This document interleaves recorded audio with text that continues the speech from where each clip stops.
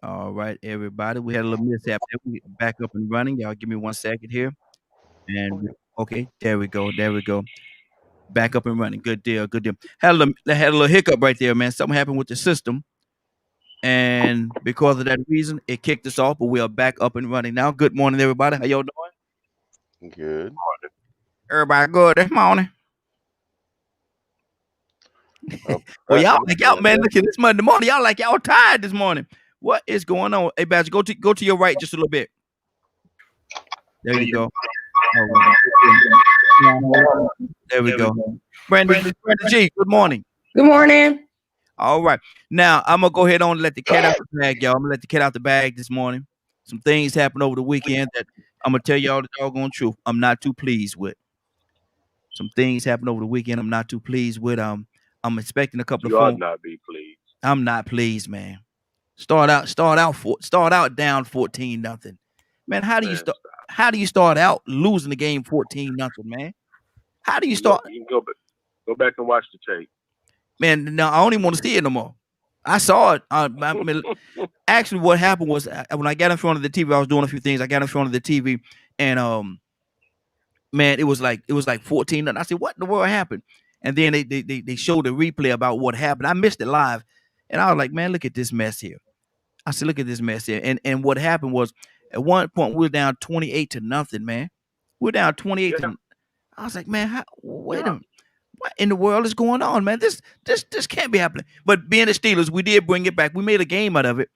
But then toward the end, yeah, we made a game out of it. Now, our coach, we made a game out of that thing, but it was just too much. It was too much. We couldn't overcome it. So I hate to have to inform y'all.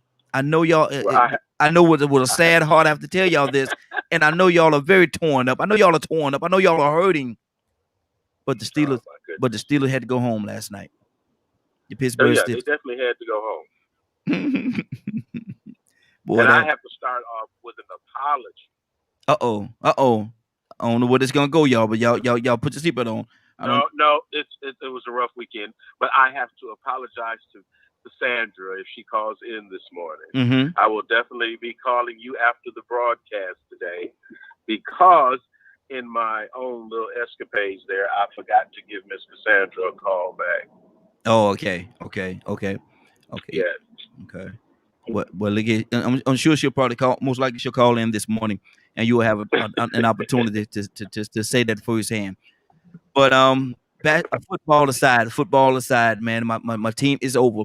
But I'm gonna tell you something. It's gonna be some good games going forward. It's gonna be some great games, man. Next week, man. Because the Saints still playing. That's why it's gonna be great. Oh, hey, look here. Y'all better show y'all bring y'all A game next week because Tampa Bay coming to Ain't town, nobody brother. scared of Tampa. Tampa coming to town. That dude named Brady, he coming to town. He coming to town. He bringing some troops with him. Okay. I'm look here. I'm gonna tell you something. Truth of the matter, I'm going for y'all next week. I really am. I'm going for y'all next week. But y'all better bring y'all A game, boy, because I'm gonna tell you something.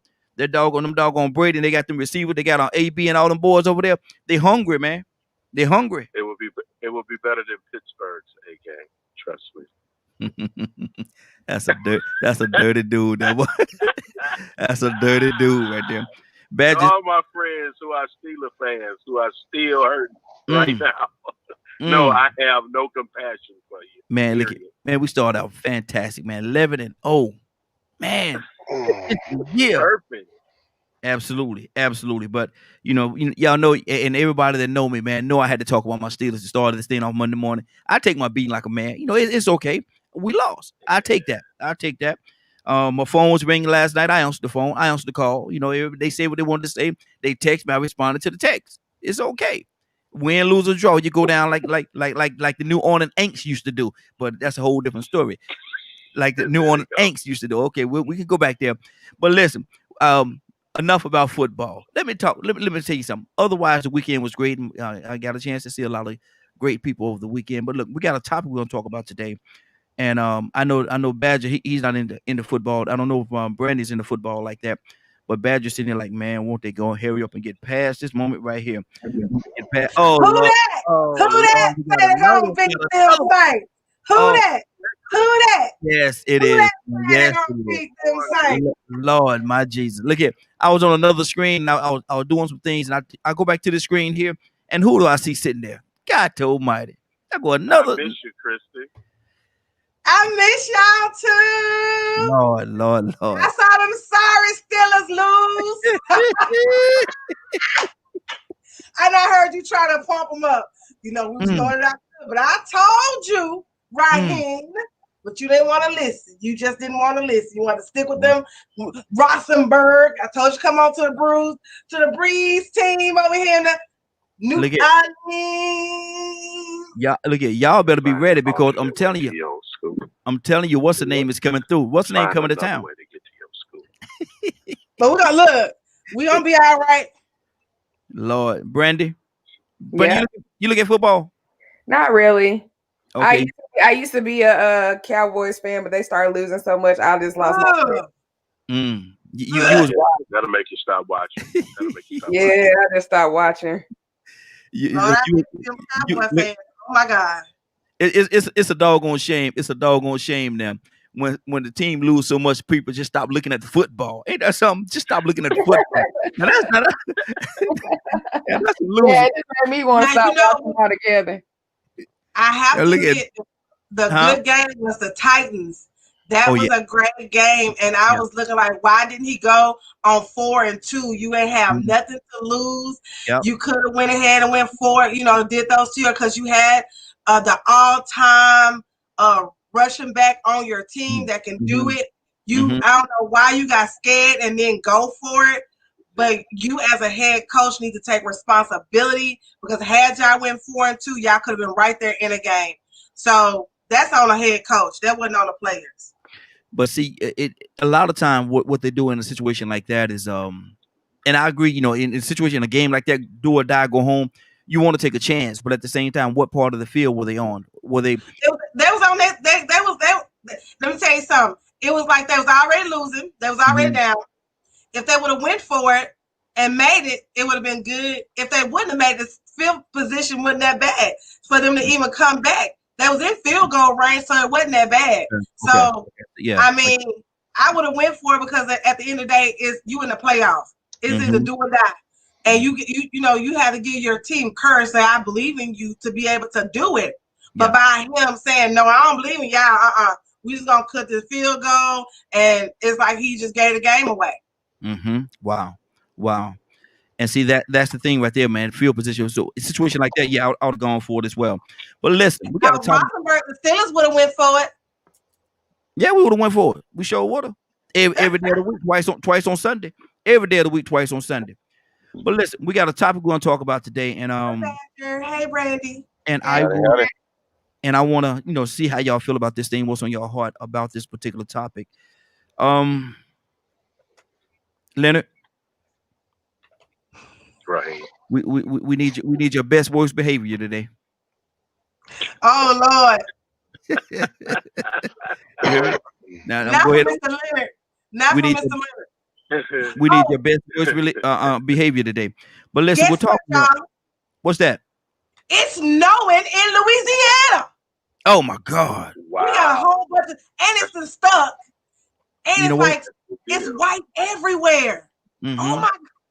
I Ain't that never something? seen snow. I'm in Northeast Texas, so It's snowing. we were shocked we got snow. Right. Look, Mhm. my kids running outside like, Mommy, can we touch it? Mhm. But see, the thing about it, that's just a prerequisite of what's going to happen Sunday, Saturday, or Sunday, whenever y'all play.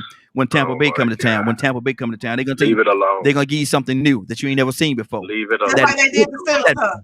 That whipping. But anyway, we can move on. You know, that's how haters do. They get whooped. They want, like brothers and sisters. You know, when one sister get whooped, you want the other ones to get whooped. So since your team that got whooped up, you want the next team to get whooped.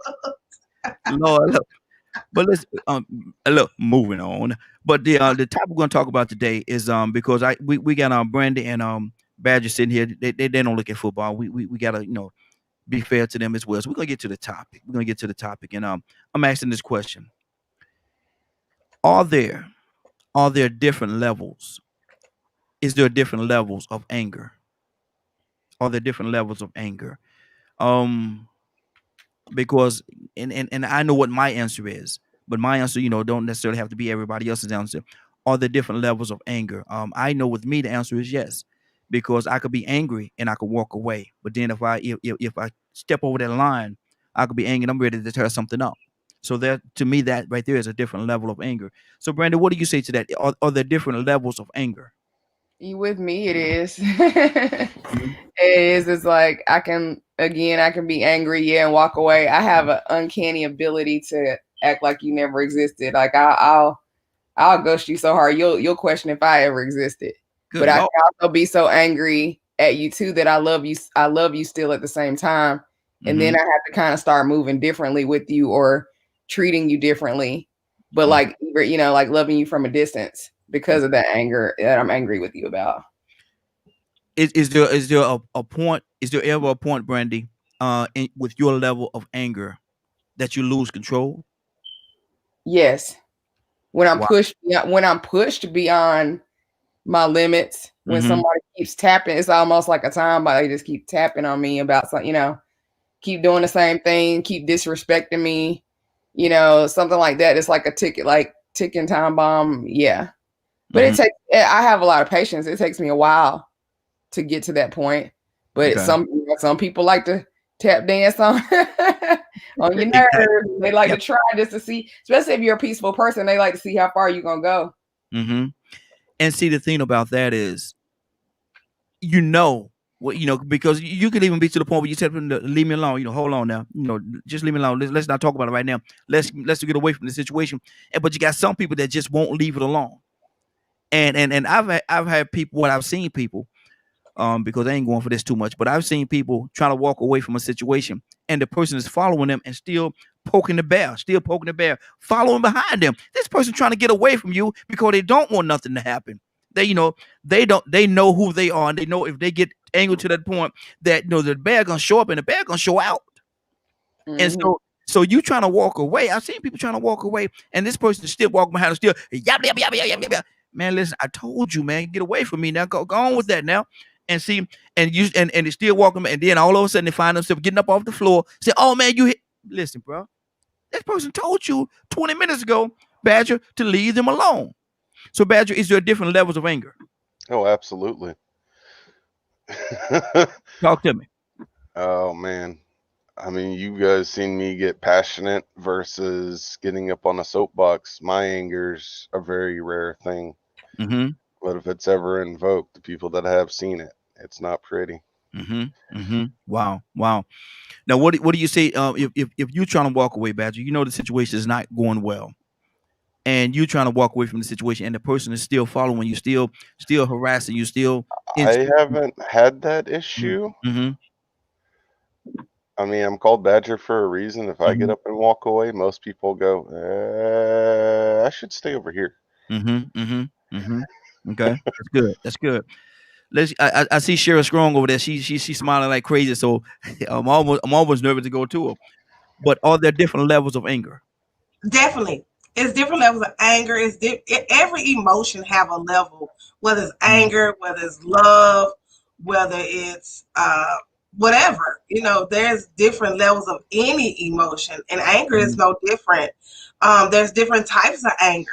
It's anger to where you have towards other people. You can have anger towards a certain race. You can have anger towards all different kinds of things. You can have anger within yourself, mad at yourself because you haven't done the things that you wanted to do in your life, and you aggravated with yourself.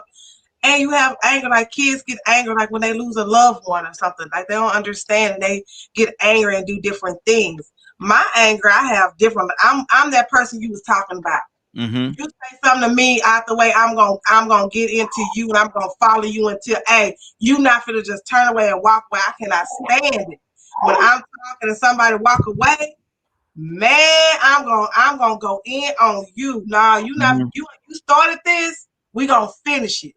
And how we gonna finish it is gonna be done. You not finna walk away. It ain't gotta be blows and no fight. But you're going to get into this word war with me because you shouldn't even start, especially if it's a man. Don't sit here and say some foul stuff and then think you finna walk away. It ain't finna work like that. You were man enough to stand up and start it. You're going to be man enough to sit down and stop it. Now I'm trying to understand something. Why is it different if it's a man or a woman?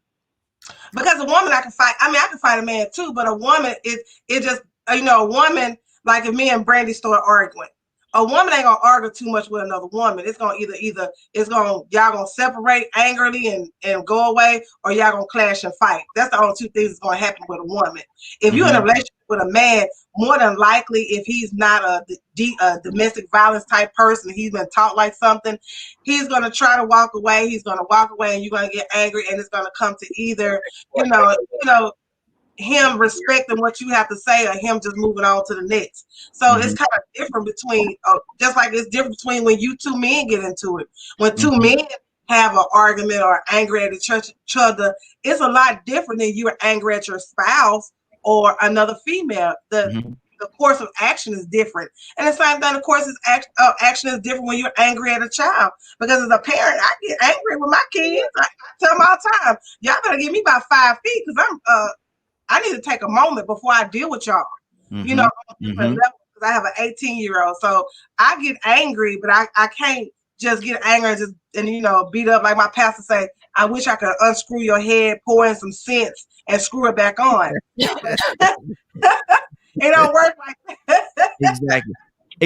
And the thing about it, and you're absolutely right, there are different levels, and I guess the interaction is different in who you're dealing with and how you're dealing with them. But let me go to Leonard. Leonard, what do you say to that, man? Are there different levels of anger? Most definitely. I have a lot of problems with anger. And it's more so because it causes not only frustration but disappointment. And it happens very easily. So it causes me to really limit my interactions with certain people. That's why I try to stay away from certain characters. Yes. Or people that upset me easily, because some people are completely disrespectful. And I have to be weary of those people, because the two things coming together ain't gonna work out. Yeah. Exactly. Because I'm not gonna talk a lot about it or anything else. I'm gonna hurt somebody. And see, that's my thing too. And Chris was saying about how women, they get together and they gonna argue, and men ain't gonna argue. It ain't gonna be that same conversation. That's me, man, because I don't like to argue. I know, like I used to tell people back in school, growing up, my mom told me I was crazy. She said, "Why do you say that?" Because I used to tell people, look, either we're gonna fight or we're gonna go on about our business. Because I'm not gonna stand here and argue with you. I don't want to argue, because I know the more I argue, the longer I argue, I'm getting angry, I'm getting madder and madder and madder. Before you know it, I'm just gonna swing, and we're gonna fight anyway. So either we can eliminate all this foolishness, either we're gonna fight, or you go about your business, I'm gonna go about my business. What we gonna do? You know, I don't want to. Sometimes when you argue, it makes great makeup. See.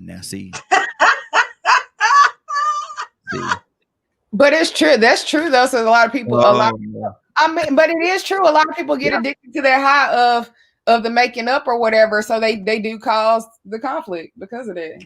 And I know some friends that cause arguments on purpose so they can. Yeah, it's crazy. Yeah, it is crazy. That's kind of borderline, right? Well, I don't associate with them type of women either. So, there's nothing about me. When I get mad, there's nothing about me that is going to just calm down. Mm-hmm. It's not. Mm-hmm. I don't want to have nothing to do with you anymore. Mm-hmm. And then that could be the end. But I've had to learn how to control that. Yeah. When I had kids. Mm-hmm.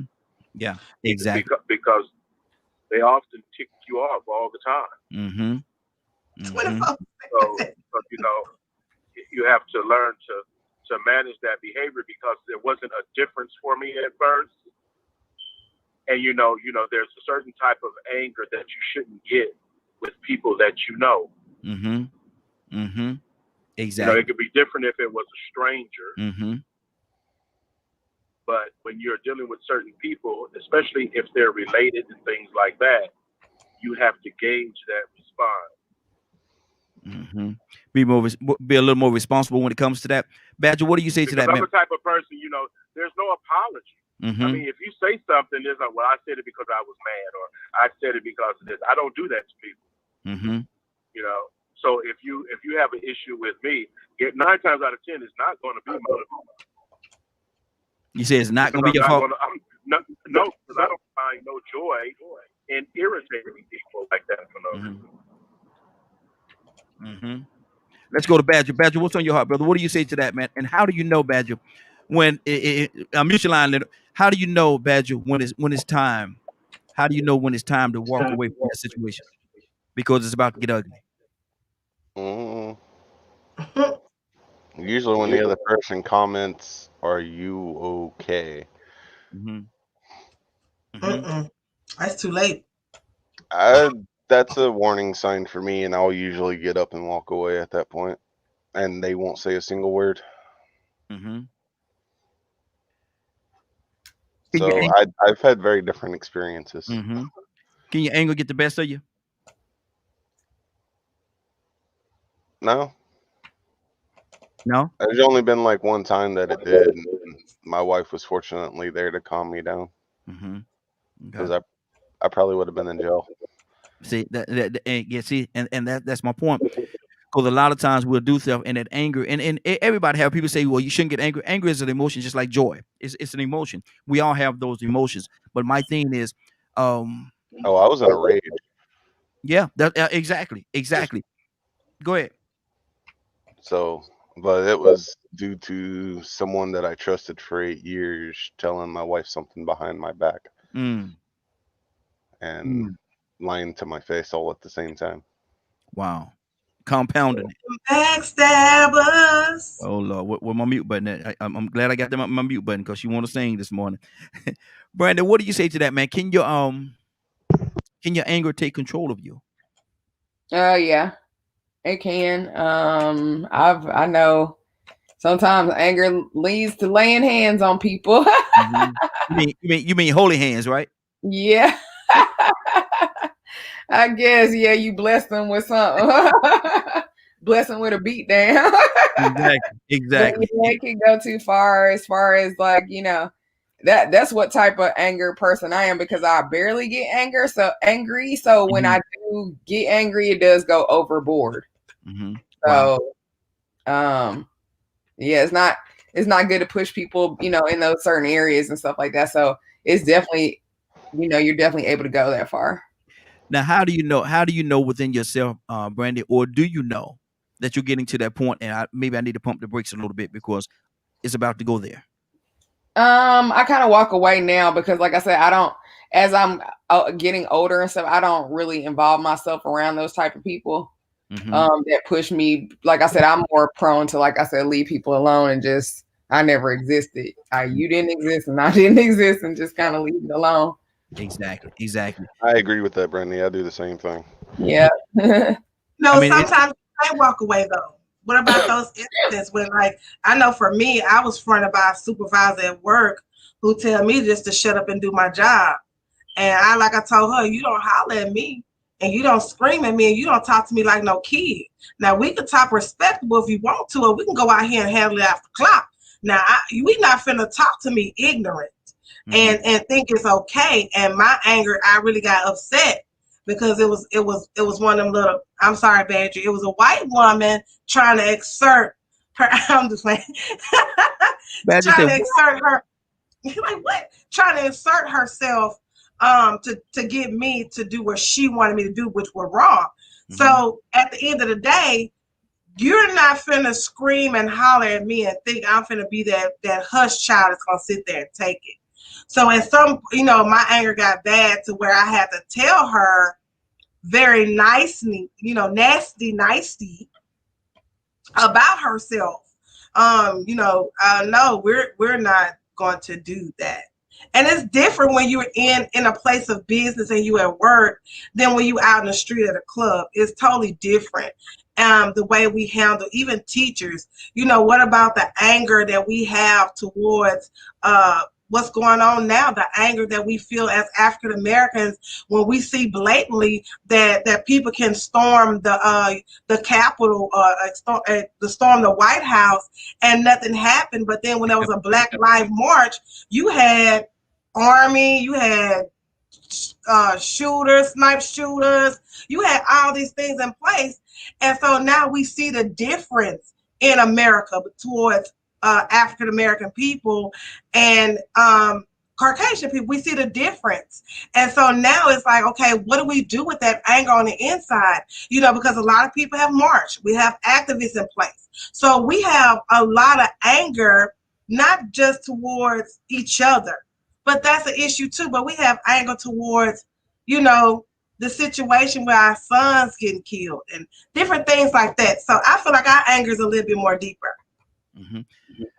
But see, and see, everybody feels a little different because I think that anger is anger, and anger actually, to me, has no color. There's there could be a defining factor behind that anger, but anger itself has no color, because black, white, orange, polka dot, or green person could be just as angry as the next, based on and their level of compassion and what you're dealing with.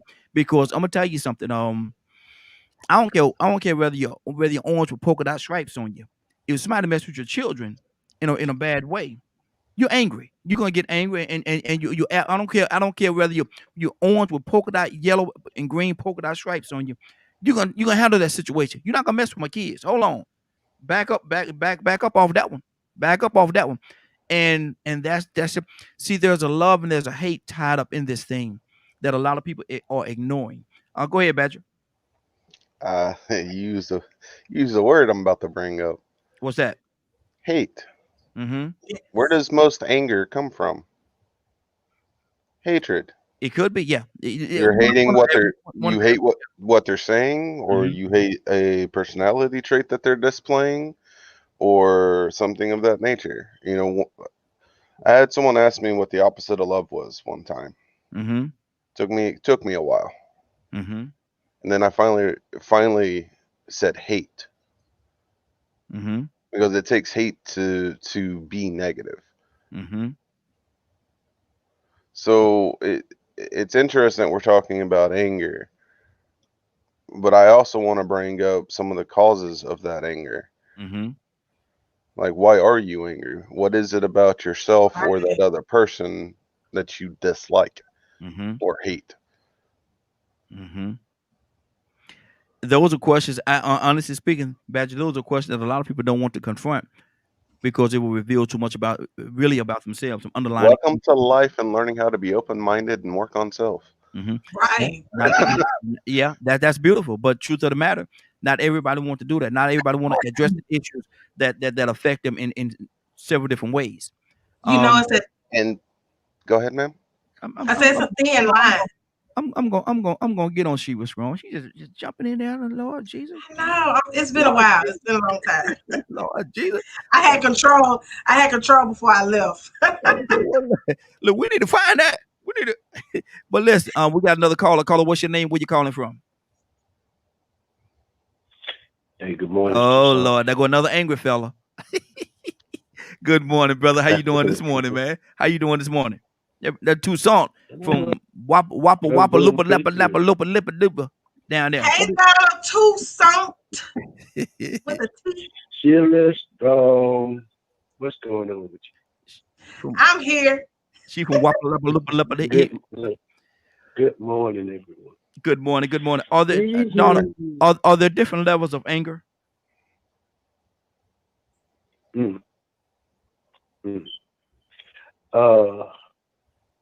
I don't know. Sometimes I want to say yes, and sometimes I want to say no. Mm-hmm. There's different things you get angry for. Mm-hmm. But yes. If you get angry for one thing, Donna, would it be the same if somebody did something to one of your kids or something like that? Would it be the same level of thing? That's a whole different. You're right. There is a difference because that don't make no difference who it is. When it comes to my kids, you're either in or out. That's it. There's no options. Yeah. I mean, don't fool with them. Period. Don't say nothing. And they're not perfect. They got issues. Some of them I don't care for some of the stuff that they do, but don't fool with them. Yeah. Bring it to me. Don't make no comments about it. Don't, and you might be right. Yeah. But that's not your business. Because you're not going to do anything about it. Not at all. See, my thing is right here. Bring it to me. If my kids, if they're doing something wrong, bring it to me. Bring it to me. Okay, good. I'm glad you came to me. Glad you talked to me. I got it from here. But go ahead. Yeah. But when I was thinking about, I can't get off my mind, and that made the most sense to me when the Avengers, the movie, the Avengers, and I stay reflecting on David Banner, came on that little scooter, and the little alien, I don't know what it was flying up, coming out the sky, and they were counting on the Hulk because the Hulk was their ultimate weapon. So David Banner, he came on the scooter, and they was counting on the Hulk to defeat the alien, whatever that was. And so somebody, I don't forget who it was, it might have been Captain America, turns to David Banner and he says, don't you think you should get angry? And he turns around immediately and changes to the Hulk. He says, I stay angry. Wow. And there are people just like that. They stay angry all the time. It's just you hadn't triggered it. You were like that all the time when it comes to your kids, but nobody's triggered it yet.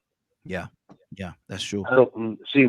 I don't like arguing, fussing, and fighting. Yeah, I don't like that. I'm not violent, but the thing about it is, I can get violent. I ain't no killer, but don't push me. I ain't no killer, but don't push me. Exactly. Like, don't forget that the little fella carries a gun. Yeah. And he'll shoot. So the thing about it is that we got different levels. Yeah. Okay, you talk about the spouse, husband, wife, or whatever you want to call it, relationship conversation that gets overheated. Some people don't know how to handle that, but when you start raising your voice, to me, the conversation is over. Yeah. I'm done. Because I don't want to go to that level anger or frustration into you got two fools. Both of you are yelling. Exactly. So you won't get anything done. Now let me watch this. Let me go to go ahead, brother. Finish your thought. No, there it is. Okay. There it is. Leonard, what do you say to that, man? The different levels. Now, if somebody did something to you, you could get angry. But if somebody do something to your child, is that a different level of anger? Or would that provoke something different? For me, anger is just energy, so I can flip the light switch on and off. It's the same energy, just different situation. For me, anyway. If I'm angry, I'm angry, and everything around me gonna be on fire. So once it's there, once that red is there, it's a long time for that fire to go out. Exactly. So that's the reason why I don't even like to go to that. I'm working on really staying away from that type of those situations. Now watch this. Do you think at this point in time, do you think Donald Trump is angry? Oh, he'd be angry all the time. He's stupid. Yeah. That's what it is. Yeah. Stupid and angry. That's his problem. Wow. And anybody can use anger lots of different ways. Like I say, to me, it's just energy. That's good. That's good. She was going to talk to me. I'm glad. I am so excited Mr. Leonard used the word energy, because a lot of time we fail to realize that our emotions are just energy, and energy doesn't die, it's recreated. And so with our anger, it's different levels. Look, she's so smart. Look at that. Look at her, so smart. It's different levels and different degrees of every emotion: love, anger, peace, happiness. It's so many levels to it. And there's so many levels to our brain that we don't even understand. And that's why meditation is so important to include in your daily regimen, because it helps you to get in tune with your emotion, your energy. You know, a lot of times people say energy, people don't know what they're talking about, but energy is emotion. And sometimes you can get so emotional that you kind of blank out of yourself, and then that emotion takes over. And that's anger, that's any emotion. And especially with anger, you black out and don't even realize the damage that you have already caused. It's like a story I once was told, because I had issues with anger, but I would always apologize, and this lady came and said, you know what, Kristen, let me tell you this about this fence. And I think I said out here before about the wooden fence. I don't know if it was a song, but someone told me, but it was like a wooden fence. And daddy told the son, every time you get angry, I want you to put a nail in that fence. And he, for so long, the fence was full of nails. So then he went to go apologize to all the people. And his dad said, well, as you go apologize, I want you to take the nails out the fence. And that little boy was so happy. Daddy, I removed all the nails out the fence. I apologized to everybody. I'm so excited. And the daddy looked in sorrow. He said, now look at that fence. That fence still have holes in it. And it's not the same as it was before. So whenever you get angry, you have to remember your words and your action puts a hold in somebody's life, and you cannot control the damage that you cause because of your anger, your love, whatever is there. And so a lot of times with our anger, we leave holes. We damage people. Absolutely. And please understand me, everybody that's listening, and the phone lines are open, 678-381-1973, 678-381-1973. Phone lines are open. Give us a call. We love to hear from you. But we're not telling you, and I want everybody that's listening to the sound of our voices right now, we're not telling you that you can't get angry. Anger is an emotion. Everybody will get angry. It's not the anger. It's what you do with the anger. It's how you react to that anger is what's going to make a difference in your or somebody else's life. Because if you react wrong to that anger, you can find yourself serving 20 to life because of one incident that you had that you allowed to consume you to the point where you did something that under normal situations you would not do. Badger, what do you say? One before Jesus got angry. Jesus got angry and cleared out that temple. Man, so don't try to forget, Jesus was turning over tables and stuff.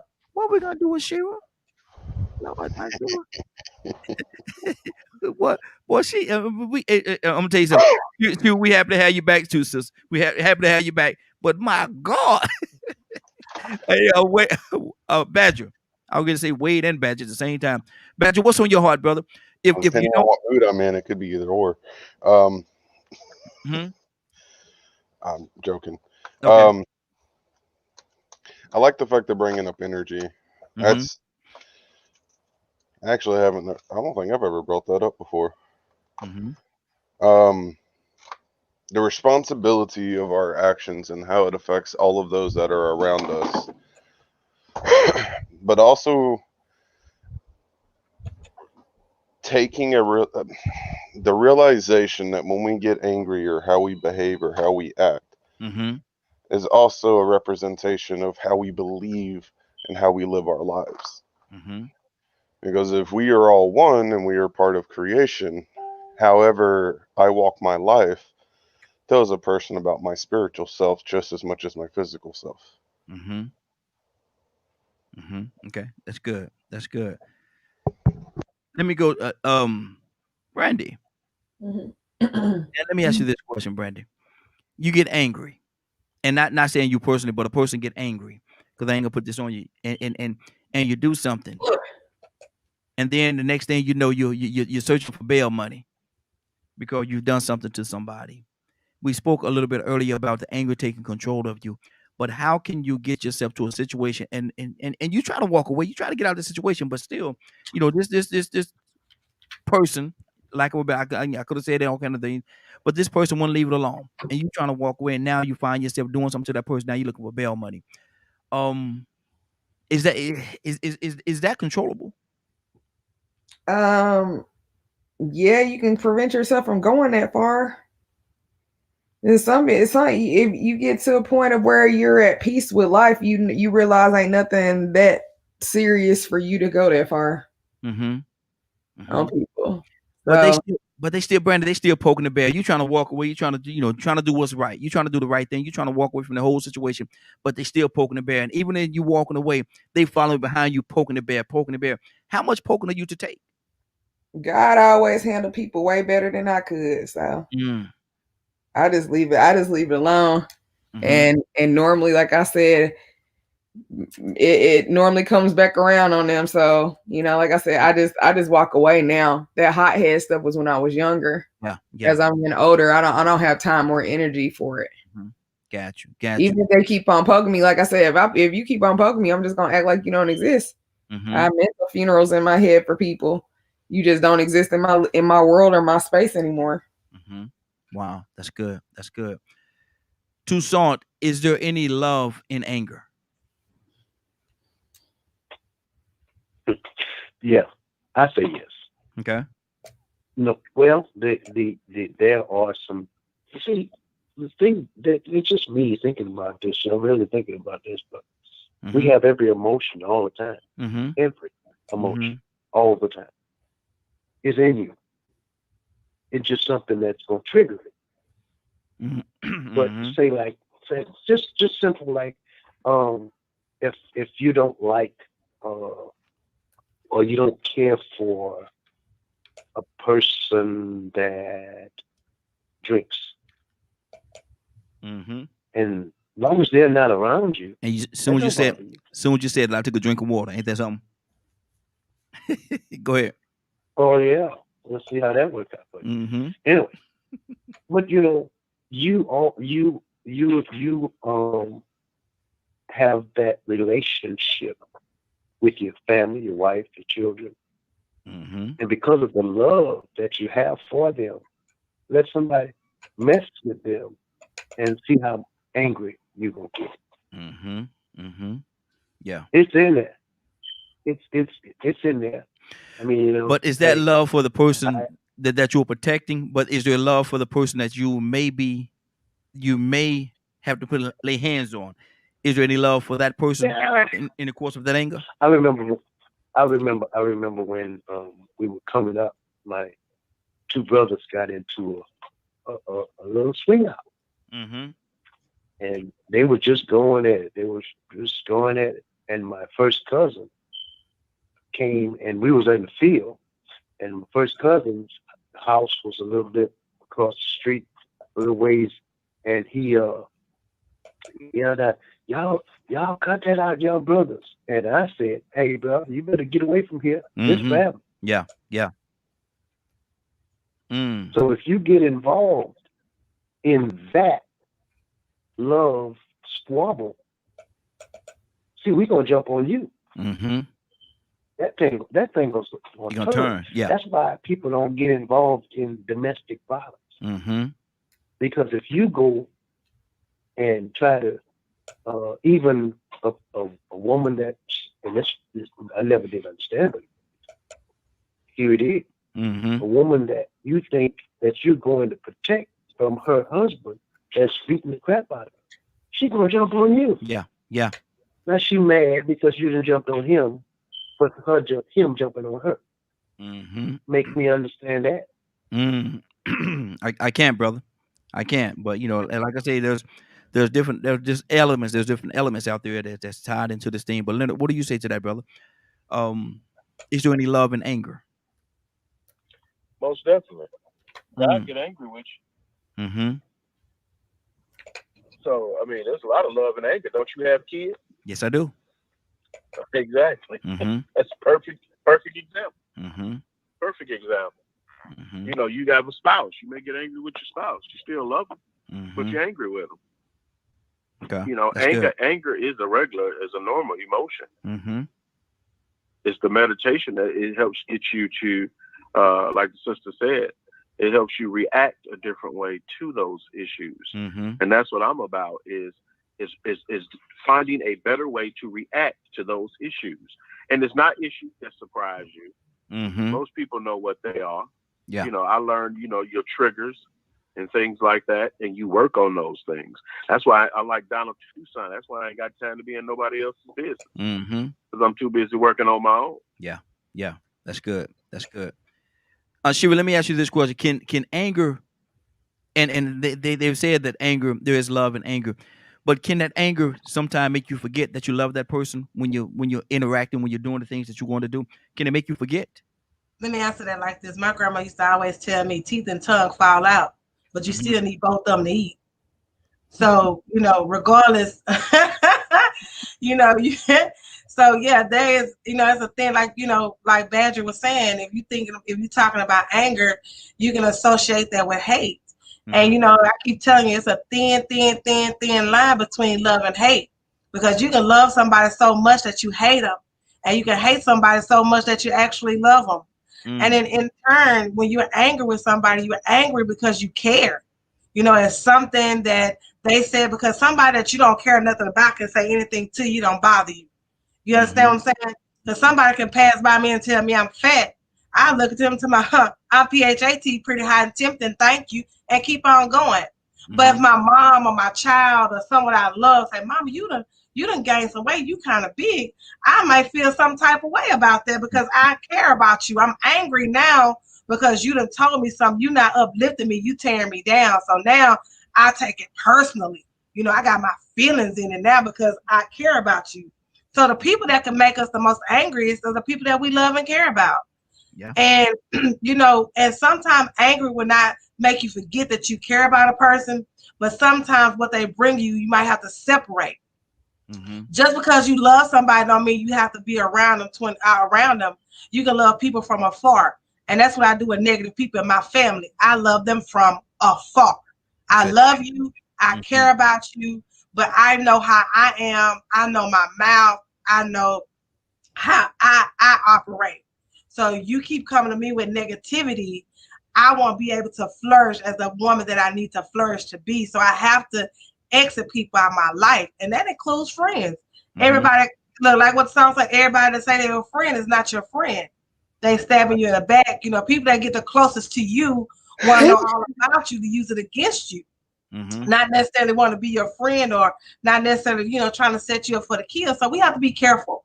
And anger is very important in our emotion, because without anger, we wouldn't really know, we wouldn't see some things, because I ain't gonna allow you to step out yourself to see some things.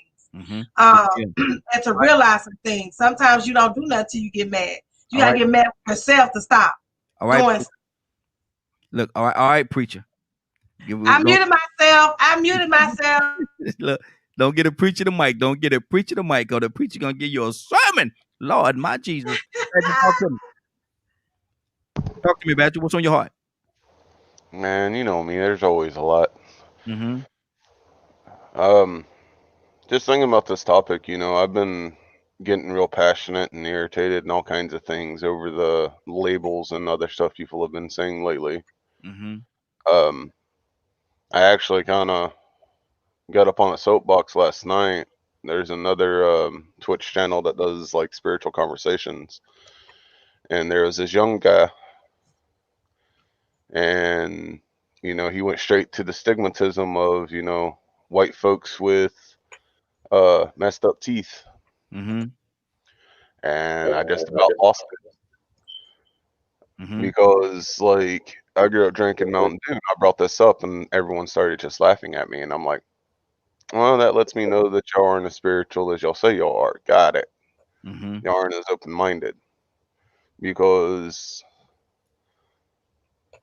and taking that situation and looking at it as a whole, it's also acknowledging that there are some people that are just ignorant. They don't know any better because of what they've experienced or what they've gone through. Trump is an example. Huh? Trump is an example. I don't use labels of blaming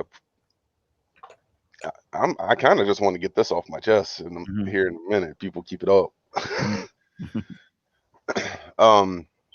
I don't view things as labeling things in a general manner. I do way too much research to be generalized and say things like how the media says them. So it's how do you word that? When you look at the general public and the way a lot of human beings can be like sheeple without even realizing that they can be, you also have to look at why. Where does it come from? What's the source and all that kind of stuff? Because it's all tied into anger. I've seen so much anger in what's been going with what happened at the Capitol.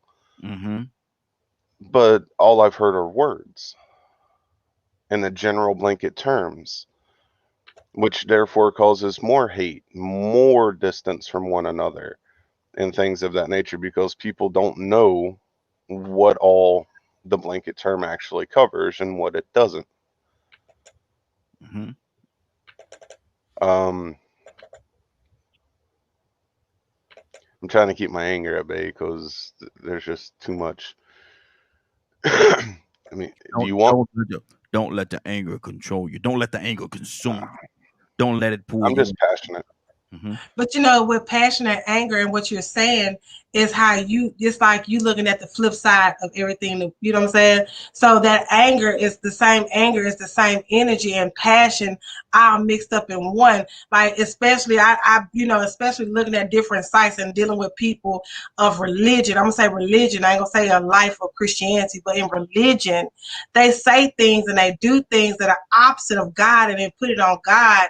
And then you become angry because you're telling them right, but they don't want to receive it. We have to understand one thing. And one thing I can say that Trump was successful in was dividing African Americans and racism. That's one thing I can say that he did bring to America right now, because we're so separate and we have so many ignorant stereotypes that we put on all people, that we put on white people, that we put on Chinese people, we put on black people, we put on all people. It's things that we say that are not that we say haphazardly, that we don't know that someone else can feel that. And that anger is until you get that anger and that fire, and because I have it a lot, and then you just spit it out, and you spill it out with that passion and that strength, and that, especially if you're under anointing and you saying those things that are true, then that anger brings about change. That anger brings about revolution. That anger brings so much, because that means now you're ready to make a change in the way people see different things. Mm-hmm. Good deal. And my thing is this right here. And I've been listening to people talk about everything that happened on Wednesday and past that. And they're giving certain individuals a lot of power over the situations. I don't give people that much power over my life. And my thing is, if you take a sponge and you waste orange juice on the table, you take a sponge and you clean that orange juice up with that sponge, and then a couple of minutes later you go back and you squeeze that sponge, and you want some apple juice. Well, there's apple juice is not in there. There's no apple juice in that sponge. Only what you put in there is in there. You're only gonna get orange juice out of that sponge because that's what you cleaned up. So my thing is this right here. I don't give any individual that much power, because now they're putting into my sponge, and they're filling my sponge up, and I can't allow them that much power to do so. Brandon, what do you say to that? Yeah, it is all about what you take in and how much you allow of their space, of what they're dealing with. Like I said, yeah, everything is absorbed like a sponge. Mm-hmm. So you just have to be careful of what you invite in, especially to your spirit. Mm-hmm. Because and so to give one person in this conversation, Donald Trump, to give him that much power, he don't have that much power over my life at all. I can't give him that much power. I refuse to. Tucson, talk to me. It just it takes something to trigger what's on. I keep saying on the inside, but you have to have a control mechanism to not let somebody else bring what you don't want to come out of you. Let me say, we've been, or see, and that's why I don't like Trump, but I don't blame him. He's just a tool or a pawn for other folks, because he knew he could get it out of them. People been like this. There's some people that they're not going to change. I don't care what goes on. They've been like this. They've been waiting long time, because it's in them.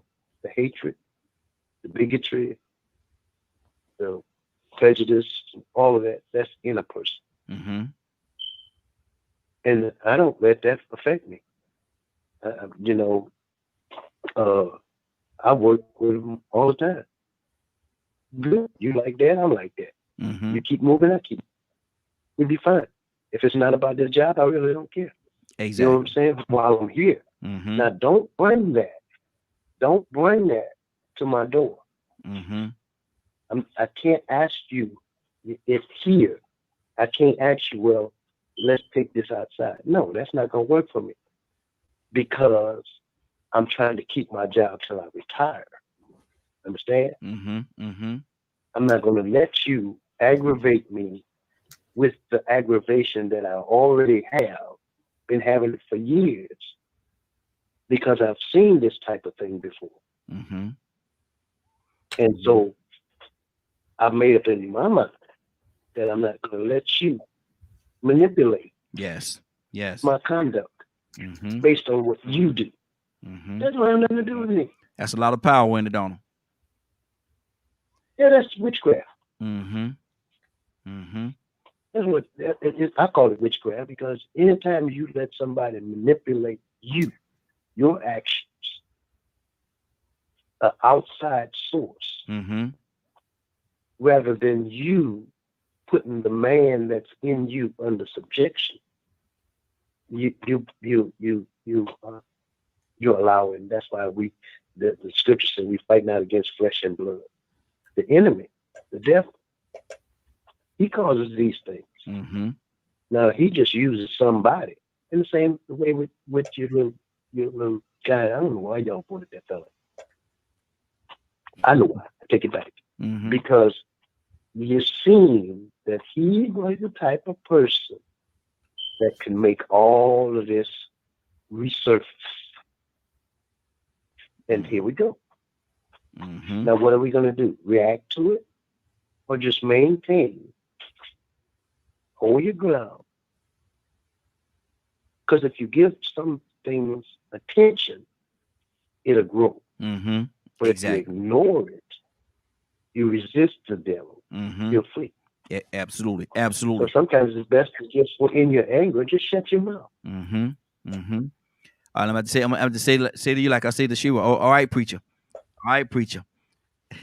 But look, Rico, good morning, sir. How you doing this morning? Grand Rising, people. How y'all doing this morning, man? Hey, doing good, doing good. Rico, we're asking a question this morning. Are there different levels? Are there different levels of anger? Are there different levels of anger? Now, Rico, if you're having a conversation with somebody and the conversation is getting real heated, or you yourself, the conversation is getting real heated, and that person is so angry that you see them start to cry, should you be aware? Well, I mean, yeah, if you are observant, unless you blind and can't hear, you know what I'm saying, you're gonna hear they got some distress going on. It means a little bit more to them than you really thinking. Mm-hmm. The situation may not be your situation, or the conversation you might not dig so deep into it because you might not be affected from it. Mm-hmm. But this person that you're talking to that's doing the crime, they may be a victim. Mm-hmm. They may be a true experiencer of the situation y'all are talking about. So on the outside looking in, yeah, we'll have an opinion, and we may think we're coming from a good place, but that person might be sitting there saying, look, man, it ain't that easy. Yeah. You have to put yourself in those shoes. It ain't that easy. Like, because, people say all the time, well, if that would have been me, I would have. Or why didn't they do this? They should have. And people got an opinion about how people should have done stuff all the time. Why didn't them women come forward before now about Bill Cosby? Why they wait? You remember? That was always said. R. Kelly. Now, not to keep going into specifics, but they're just examples of how, a person that did experience a certain situation can get angry. Yeah, and it is up to us to observe that and respect the fact that, you know what, man, I might not really have a true understanding of what it's like to be in said situation.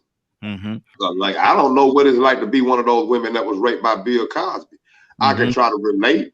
And most likely, the biggest part I could try to relate to is why or what would make them wait. Yeah. Yeah.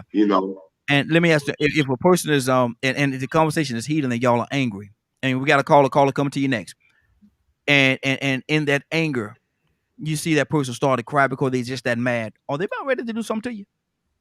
They might not be ready to do something to you. Mm-hmm. They might just be that passionate about the situation. They may be having a flashback. If now I might be getting a little angry, or I'm gonna say agitated, trying to get you to understand a point of view.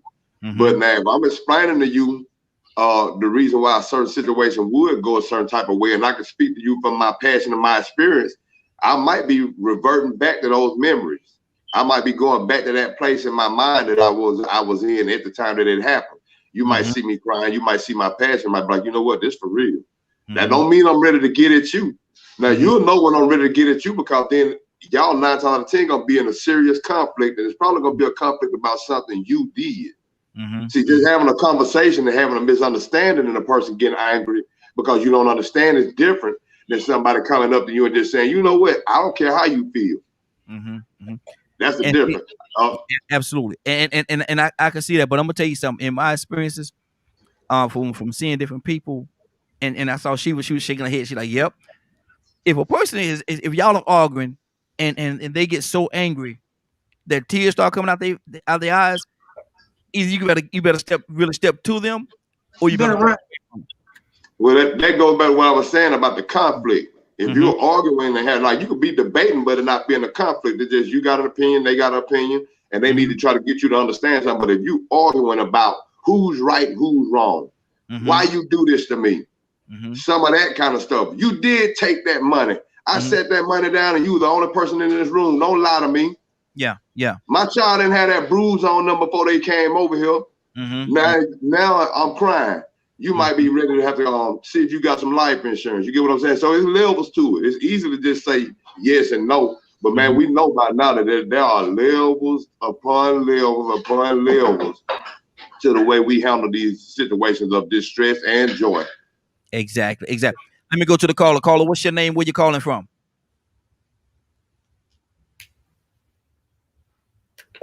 Minister Neil? Oh, I didn't know. I didn't know if I was in line, brother. I'm sorry about that. Good morning, everybody. How's everybody doing? Good morning. How you doing this morning, sir? I'm pretty good. All right, everybody. All right. We're asking a question, man. Are there different levels of anger?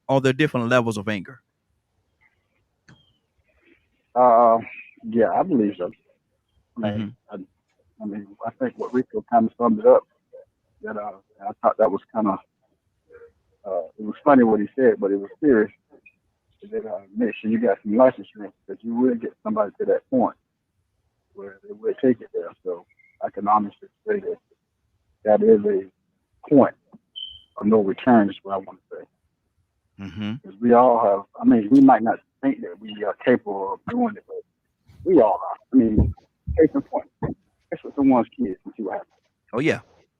I mean, there's certain boundaries that you already know that's going to take that person from 0 to 5,000.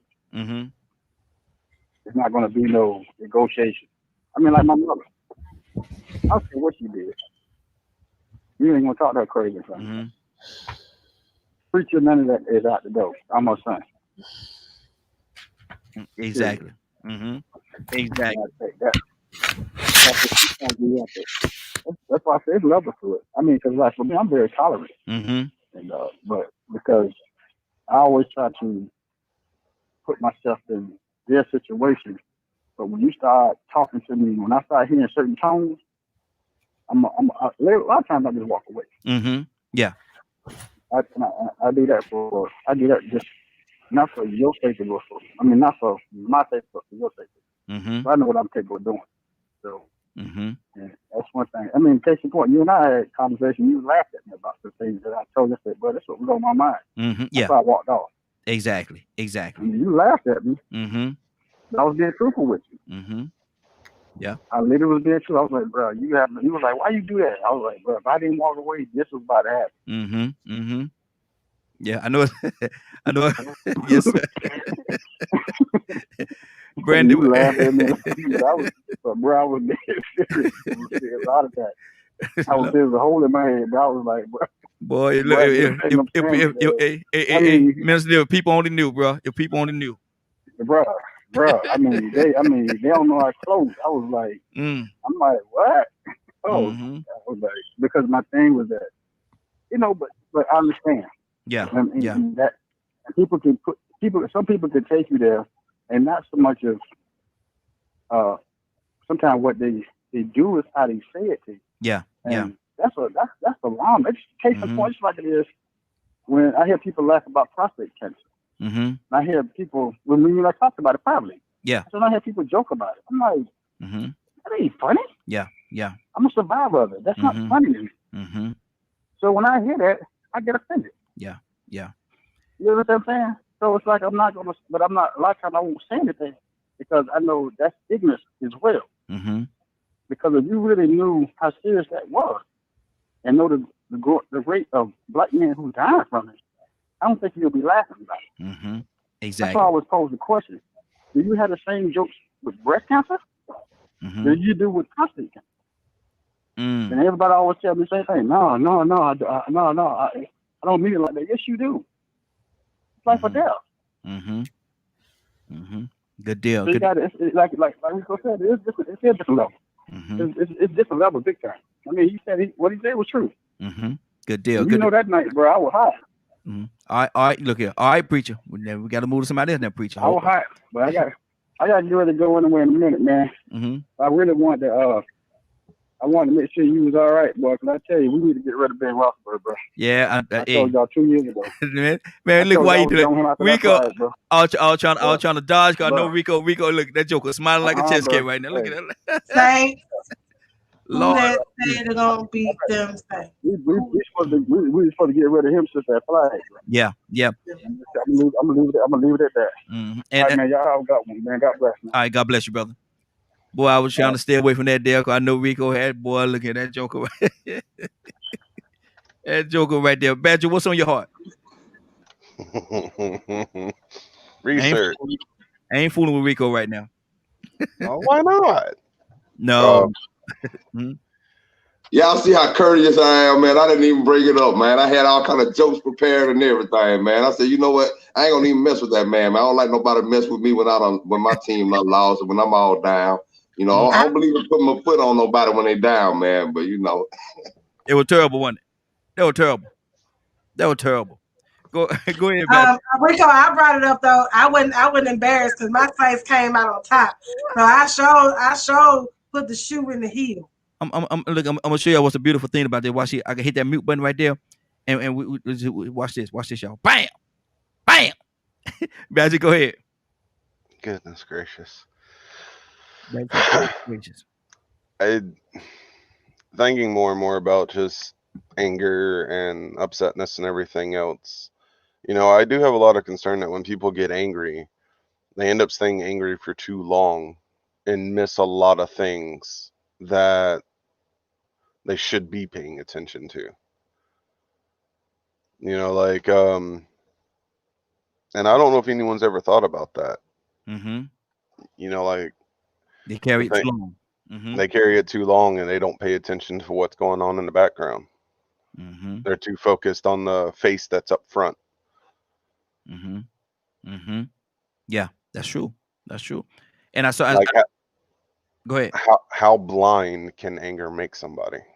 And are people aware of it? Mm-hmm. No, I don't think they are, or to some degree, honestly speaking, I don't think they even care. Be honest with you, they just so caught up and consumed in that anger, and that's the driving force. That's what have the steering wheel, that anger. And so because of the fact that I'm angry, I'm mad. I don't want to hear nothing. You gotta say I'm mad. I'm mad. I don't care about that. I'm mad. I don't care about that either. I'm mad. And they hang on, then they hinge on to that anger, the fact that they're mad and they don't want to hear nothing else. They close their mind to a lot of different things because of that anger. What do you say to that? I think that closing their minds off exactly to anger. Is that what you're saying? No, to what some of the facts are, because of the fact that they're mad, they're angry, and this person has made them mad. They don't want to hear nothing else. They close their mind up to some of the facts that the person could be making a very good point about something, but because they're mad, they don't want to hear it. Oh, well, yeah, that happens a lot where people argue to get their point across, not to be understood or try to understand the other person. So anger does have a lot to do with them, and that's those spaces of being able to receive, even constructive criticism. I know people that can't accept constructive criticism from people. They automatically get angry and don't want to hear what you got to say or anything like that because they think their way is the right way. Mm-hmm. Exactly. Yeah. And don't want to hear nothing else. They ain't ready to rational reason or none of that. No. I'm right, you wrong. I'm mad. And I get far away from those people too. I'm all about fairness. And if you can't see, I'm a person that's like, you can explain to me how you feel about the situation and how I felt where you slighted me, and then let's come to some type of agreement amicably. You don't have to be like who was right and who was wrong. Some people just want to be angry and come across for just to be right. Don't even matter about. They just want to have the last word. Yeah, exactly. And their last word could kill you. Leonard, yeah, exactly. Leonard, what's on your heart, brother? I like what she says. I'm pretty much right along that line with Brandy there. Is that there's so much that you just learn to deal without. And a lot of it is a lot of those things that that upset you. And a lot of times, even in relationships, I tell people, if you quit playing your part, then the game has to stop. Mm-hmm. All that arguing and getting angry with one another and things like that. Well, personally, for me, it affects me physically. So I definitely try not to go there. Mm-hmm. That's good. So, you learn more and more what's worth it and what is not worth it. Mm-hmm. Like you said, I can pretend you don't exist and you can be sitting right next to me. Mm. And then sometimes that's the way you deal with it. That's the way you deal with it. Even being out in the public. I think at one point I stopped a press conference just because of some things that were going on in the background. That caused me to leave that issue and them folks alone mm-hmm. because of how they behave.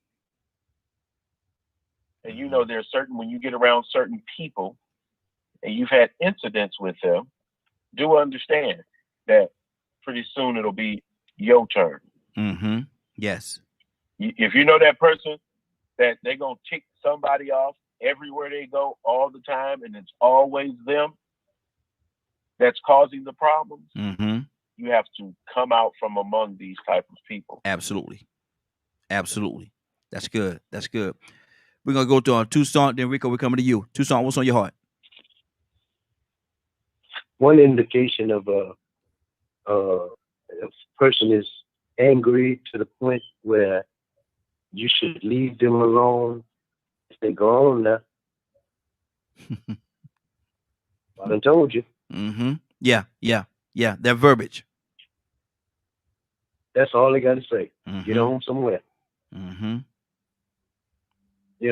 And sometimes you got to pay that attention. But, the worst person to really make angry is a person that, to all costs, they try to avoid conflict, and you just nag it.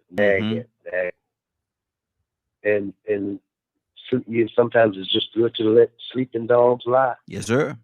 Yes, sir. I don't fool with quiet people. Mm-hmm. They'll hurt you. Because when they hurt you. Because they have some, but see what I mean is, they are like that. But you just didn't know it. Mm-hmm. Remember the old song, Bad Leroy Brown? Mm-hmm. Mm-hmm. Until he met the little old fella. Baddest man that he got angry. Mm-hmm. So, hey, sometimes you got to just pay attention rather than, let your emotions get away from you. Exactly. Rico, talk to me, brother. Each person is individual, man. Each individually unique. Mm-hmm. And in our uniqueness, we have different emotions, different levels of emotion. I know we've met people before that we already know that they get mad quick. You know, heard that interpretation, man. You got to watch. He get mad real easy. That means they might be emotional. Short fuse. They're very sensitive. Mm-hmm. Each one of us have a different level of emotions. Some of us are more sensitive about things than others. Some of us have the same level of anger, depending on what it is we're sensitive about. So some people, there's so many factors, man. I know people that are so happy, the happiest people in this world. You see me, you see they got a smile on their face all the time. But listen, when you make them angry, you see an anger that you never seen before. So maybe that's the reason why they are so happy, because they don't like that angry side. And they don't want everybody to see that angry side, because that angry side get ugly. Like me, I black out. You have to come back and tell me what I did. Mm-hmm. Sometimes I might remember, have a flashback. I'm like, oh, wow. I just remembered I did that. So, I mean, there's different factors, different levels to each unique individual person, Mm-hmm. So, in general, we have to make sure we carry ourselves a certain way. It really comes down to being observant. Mm-hmm. And to be observant is to be respectful of each individual person and understand how they act, because you got to know how to handle this person. If you know that somebody is always angry or they got a quick temper, and they like they can bench press 400 pounds and they like to throw people through walls, you're going to make a choice not to go around them, or you're going to know how to handle yourself accordingly. Yeah. You might, it's some things you might say to other people, but you know you ain't gonna say it to them. And you might be one of them people, I ain't scared of nobody. I'll say what I want. I ain't worried of, I'm a grown man. But you still ain't gonna say what you would say to this 5'8" dude, what you would say to this, you know, you ain't gonna say to this 6'8" guy. Yeah. You know what I mean? They got a real anger issue. And maybe it's legitimate, maybe he was abused. You know, like I said, you see bullies sometimes. They mad all the time, and then sometimes they happy. The most fun, charismatic people you can imagine. But as soon as they meet somebody else with just as much charisma, get so much attention, they want to fight them because all the girls talking about him. So now this edge you got on him. He a little pretty boy, you know what I'm saying? But you fun and silly. You like to fight. You know this pretty boy, you could get more attention if you embarrass him. So now I'm gonna go ahead and I'm gonna embarrass him because I'm mad that everybody keep talking about him. I'm tired of hearing this nigga name. Yeah. You know that. So it's so many different things, man, different emotions. It's about your values. You get what I'm saying? Some people get mad depending on the type of stuff they value. That's why they could get angry about the most simple things. And then you end up losing your life over, you know, $5 in a dice game. I know 2 people got their head blown off. One dude shot another dude in the head, and then his friend shot him in the head over $50. $50. Somebody mama done buried their children over $50. So you know it's levels to it.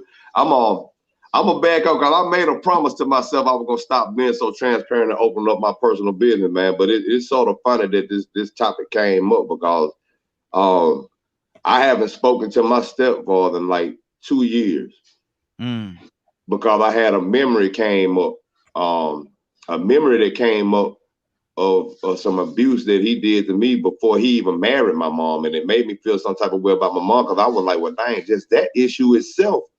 She sat back like a coward, which I sort of understood, but she sat back and then say, well, you know what, man, this dude here is a wrap, it's over. But she accepted him and married him, so that therefore that abuse kept going. But that initial piece of abuse, it popped up in my head, and it was when I had vertigo. That was the killing point. I had suppressed that memory, and so my stepdad, he's still the same type of person. He's well-to-do.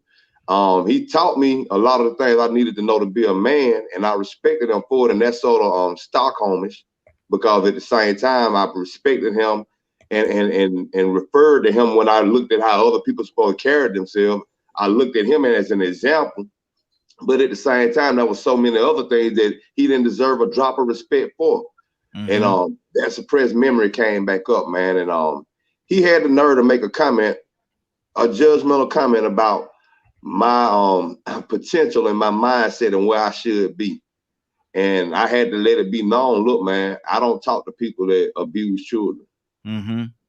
I don't respect nothing. I mean, but at the same time, man, that's man, it's a tough situation because now I'm finding myself knowing in that old age, I still love him to a certain extent for making me the man that some of the positive things that he taught me that I need to be a man and make it. But man, somewhere I'm gonna have to show some forgiveness because we got one life to live and he gonna leave here one day. I might leave here before him. Praise God. You know what I'm saying? But I ain't talked to him in about 2 years. You know what I'm saying? And I don't get angry, but I want to let him know. You know what I'm saying? Give him a piece of my mind. And sometimes that's how your anger is shown, just by your voice. Yeah, exactly. And if you can find it in your heart, you know, can't nobody tell you, you know, how to do or what to do. And I certainly when I step up outside of my lane and try to tell you what to do, you know, I couldn't do that. But if you can find it in your heart, man, you might want to give him a call. Just, you know, you might want to just give him a call, you know, hey, how you doing? You know, thinking about you, just wanted to say hello to you. And the thing is, though, sometimes people get so wrapped up in themselves, they forget that they need to be humble, and he might get judgmental. I done did this, son. I done did that, son. I done made this much money, son. I retired at 55, son. Me and your mama ain't had to work. We travel the world, son. And I'm like, yeah, you know what? You beat children, too. I'm tired of hearing your brags. He said, that one I ain't going to call him because I know him. Yeah, okay. He going to bring that out of me. You get what I'm saying? So that's the dilemma. Yeah, I got you. But like I say, like I tell people all the time, man, you know your situation much better than I do. So it would be wrong for me to try to even step in that lane not knowing what it is and try to say anything about that. We got 2 callers. We got one. The next caller is from the 803 area code. 803 area code. What's your name? Where you calling from? Good morning. This is Sherelle. Sherelle. Good morning, young lady. How you doing? I'm well. How are y'all? Hey, doing good, doing good. So we're asking the question: are there different levels of anger? Are there different levels of anger? What do you say to that?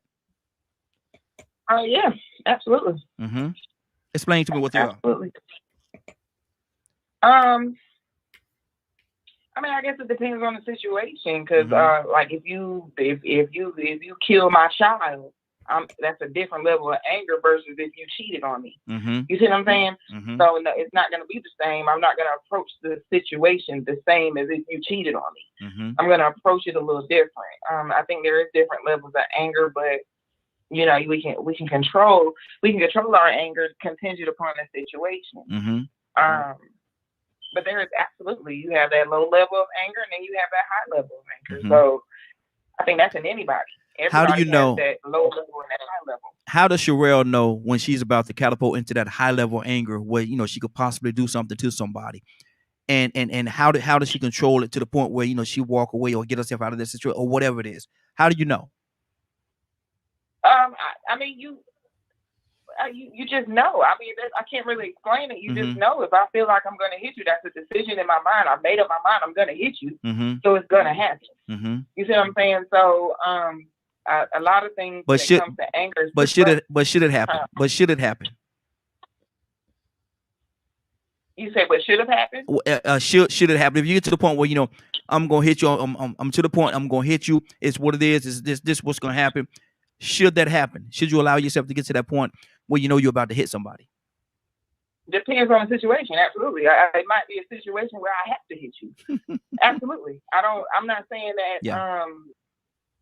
I'm not saying that if there's situations where I can control myself, but if it's a situation where I know a conversation can mend it, then I'm going to have that conversation. You have to be able to have self-control. But if it's a situation where I have to hit you, you're definitely going to get hit. And nobody's excluded from getting hit. If I need to hit you, you're going to get hit. There you go. But if it's a situation where I know that this can be resolved by a mere conversation, then I'm going to conversate. But when you're boiling, your blood is boiling, a lot of people are not thinking before they act. You know what I'm saying? Some people don't have that self-control to do that. Some people do. We all have self-control in us. It's a choice whether you hit or not. But if it's a situation where I need to react, I'm going to react. And that's just plain and simple. I wouldn't tell nobody walk away if it's a situation I need to shoot you. If it's a situation I need to pull my trigger, I'm not gonna tell nobody to walk away. No, you pull that trigger. You defend yourself. You know what I'm saying? That's self-defense. So, but there's situations where some things can be resolved by mere conversation. You know, some people get riled up by how a person talks to them. It's not what you say, it's how you do it. You know, some people get riled up. But do you think? Do you think sometimes? And I want to go to the next caller as well. But do you think sometimes people get riled up? Get so riled up and so triggered because of the way that somebody speaks to them, because you can't talk to me like that, or because they think so highly of themselves that you can't talk to me like that. No, now I heard you talk to them like that, but you ain't gonna talk to me like that, and they get so caught up in that meism. Yeah, absolutely. That's a lot of people. That happens every day, probably every minute, somewhere. Somebody's mad now at how their supervisor is talking to them. And I guarantee you, they cursed them out. Somebody, somewhere. You know what I'm saying? So, but I think, that definitely happens. I do believe in that. I do believe that. Okay. That definitely happens. I mean, that's just reality of it. Yes, it definitely happens. You're either gonna have that self-control or you don't. But if it's a situation where you have to cuss somebody out, you have to hit them, you have to shoot them, you do what you have to do. Well, we're not telling about the shooting nobody and all that stuff. No. I know. I'm just for me, you know, I got do you. what you have to do. I mean, all stuff you just can't be quiet on that. You let a person slide, they think they can ice skate. Sometimes you have to be stern right back with them. Sometimes you have to do that. Exactly. So let me go to my 816 area code. 816 area code. What's your name? Where you calling from? Good morning. This is Kay with the E. Kay with the E. Land of the Chiefs. Oh Lord! See, now you acting up. See, we were doing so. We were doing so good, Kay. We're doing so good. Now you go talking about them doggone Chiefs. But Kay, y'all got a tough game coming up. coming up this weekend. So we're gonna see how this thing plays itself out. He said that. We're gonna put some icing and decorations on it for y'all. Enjoy it. Y'all gonna beat. So hold on, y'all gonna beat them Saints like that? Is that what I'm hearing you say? We ain't worried about them Saints. Them Saints better. You got all them Saints. Who that say they gonna beat them Saints? Who that? Who that? Who that say they gonna beat them Saints? She said them Saints better go ahead and praise them, Lord, my Jesus. But That's all right. Kay, I'm gonna ask you this question: are there different levels of anger? Are there different levels of anger? If so, explain it to me. Of course, there are different levels of anger, just like there's different levels of love. There's different levels. You got a level that you so angry you gonna hurt somebody. You so angry you'll never talk to that person again. You so angry y'all just gotta correct you. You so angry sometimes you just walk away. I'm just done. I'm angry. I will never go through this again. And you push me to this level, and to keep me from doing anything to you, I'm going to leave you alone because I will hurt you. Don't ever get me that angry. It's a side of me that you want to be against you, and it's a side of me you want to be with you. You want me to always be with you, not against you. That's anger just out of this world. I thank God, though, because I'm not an angry person. I don't get that angry no more. But when I was younger and I didn't know nothing about being saved and all that, my mom used to tell me, girl, you can't take Jesus with you. Oh, me and Jesus going to this fight. Because I used to put him on the shelf. And she said, you can't put him on the shelf. Well, we're going to go together then. And I know I'm going to win because I'm going to take him with me. Hey, and Jesus. I'm glad I'm not to take him with me. Hey, Jesus. Come on. Hey, the people messing with us. Jesus, come on. We got to go do this. We got to go here. We got to go do this. I got to go handle this. I used to vengeance had to be mine. I had a lot to learn as a kid. You got your gloves? Vengeance ain't mine. And I thank God I learned vengeance ain't mine. And I learned to just pray about it. And I tell people right now today, I'm just going to pray about it. Now, Can't even get me that angry no more. Now, see, Kay with the E talking about she want Jesus to put on the wrap his gloves, wrap his fists, tape his fists up, because we're going out here and fight. Lord, my Jesus, where they do that at? They tell you if they push you in a corner and you right, you'll come out a winner because God is on your side. So I'd have been pushed to the corner before like that, and I came out a winner. Hey, Jesus. But it didn't have to go that far. But I tell everybody, I took Jesus with me. They said, you can't take Jesus with you. My mama said, you can't leave him on the shelf, and you can't take him with you. So I don't need to go then. So that was my conclusion. I don't need to go in. I'll send Jesus and I'll pray. Hey, Jesus, put the Vaseline up on your face, Jesus, so that, We didn't need none of that. You don't need all that when you take Jesus with you, though. Okay. I got you. Badger, talk to me. And Brandy, coming to you next. How you know about the Vaseline, Raheem? Hey. Okay, listen to it. Look here, look, we ain't always been saved, folks. Now we ain't always been saved, folks. Badger, what's on your heart? Brandy, come to you next. Can I say something? I'll come to you right after that. I'll come to you right after that, Sheila. Go ahead, Badger. Badger say, I'm a gentleman. Go ahead to Sheila. Go ahead, Sheila. Before we was talking about that blindness of anger, like anger make you mad that you're blackout or you don't know what's happening. And I just want to say that we have to be careful in all our emotions because our emotions can take control of us and we don't know what we're doing. And I want to make sure we understand that Jesus got angry, right? He got angry. He cleared out the temple and he said it's okay to be angry, but sin not, because he know we full of emotions. And I just wanted to say that, although we get angry, it's what we do with it that makes it good or bad. Healthy anger is good because that's what we need. Anger, love, all the emotions to work together to make us human. But it's when we make it negative, when we do that negative things with our anger. Like the sister was saying, I know back when I was young, I had, hell had no fury. You came up against me. It was just like, we gonna either, I ain't gonna talk. I didn't talk much. Like when I'm ready to, when you arguing, it ain't gonna be too many more words. It's gonna be like 1, 2 words and I'm finna hit you. It's not finna be no we're not finna go back and forth. But like she said, God has calmed me down tremendously. And prayer does work. I'm not finna say turn the other cheek 100 times and somebody hit you and you turn the other cheek because somebody hit me, I'm gonna hit them back. but at the same time, we have to know that ain't love. Now you talking about somebody hit you gonna hit love. You better turn love like, you hit me and pray for them and pray for the ones that go against you. Now that's what they say. Now I'm gonna do like Brandy. I'm gonna lay hands. I'm gonna lay some hands to get them to understand. Keep your hands to yourself. What now? Hold on. What would Jesus do now? Jesus ain't gonna sit here and fight nobody. Now that you would be Christ-like. Now you supposed to turn the other cheek and say, "Look, brother, I love you. I know you hit me, but I love you, brother. Sure, I love you. My fist gonna love you too." But we have to understand where the anger is coming from in order to defeat it. Anger comes from jealousy. Some people are just angry though. Some people are just angry just because they're angry. It comes from somewhere. It ain't it comes from somewhere. If you go back in your life, it came from somewhere. That anger on the inside that just explodes, it comes from somewhere. It might have been something that happened that you can't remember as a child because you done blocked it out, but it has a root. Everything has a root. And if you come to that root, if you get to that root, sure, I'm gonna say this. I don't mean to cut you off, but I'm gonna tell you some shit. I and this is the craziest thing in my life. I know this lady. She was from Brooklyn. I'm not gonna. I just leave it right there. She was from Brooklyn, but one day she moved down to South Carolina, and I walked up to her. I said, "Hey, good morning." She looked at me straight in my face, looked me right in my eyes, and said, "What's good about it?" Well, why you didn't tell her what was good about it? But my thing is, that it's morning. It's morning. It's morning. But you know what? It came from somewhere. But we at work.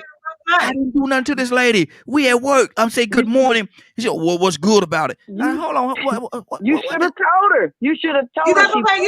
That's why I said breathing on your own. I don't think she wanted to hear that. I don't think she wanted to hear that because she didn't know what she needed.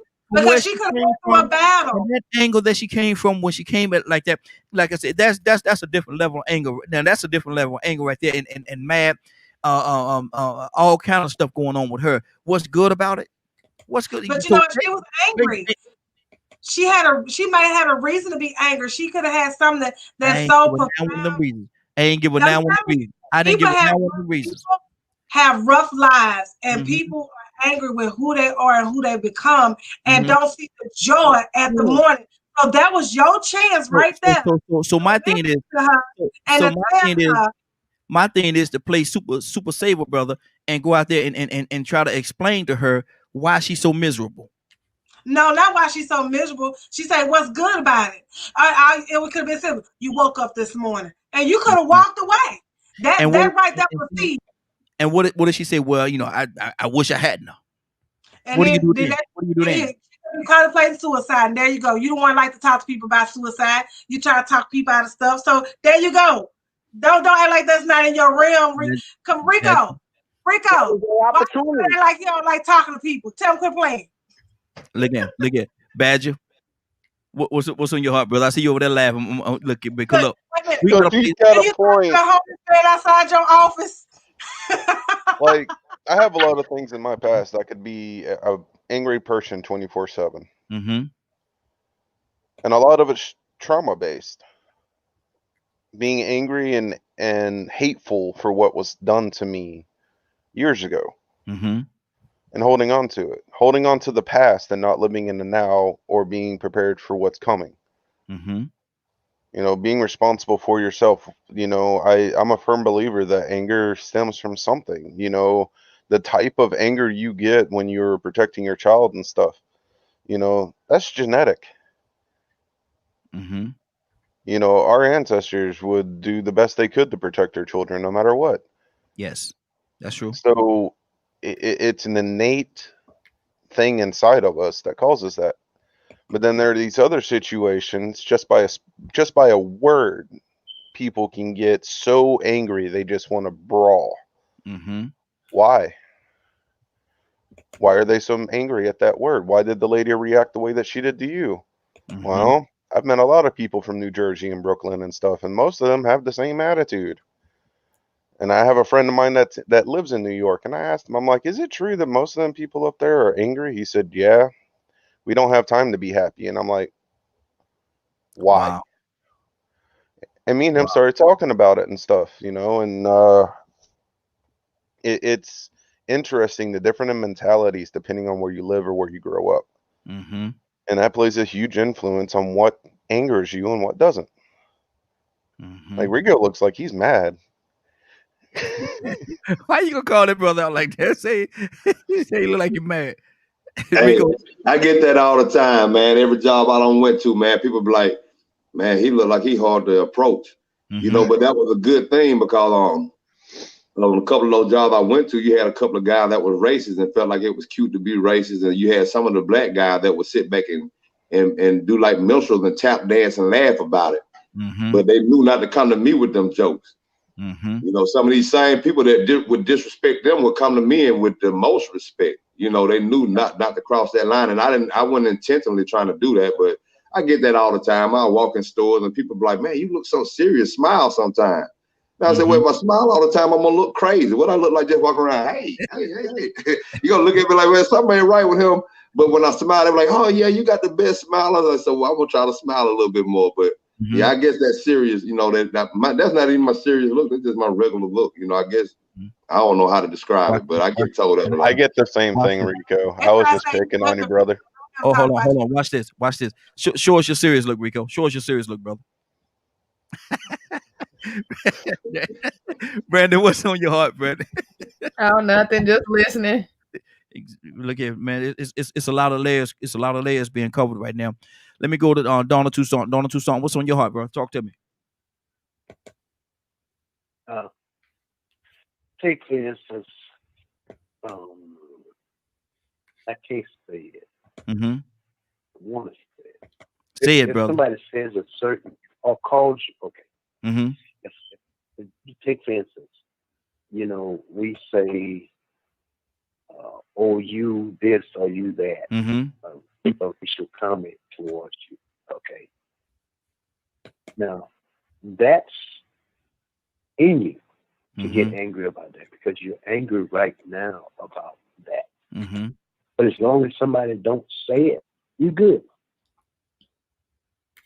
The worst thing, two things the person can't do to me.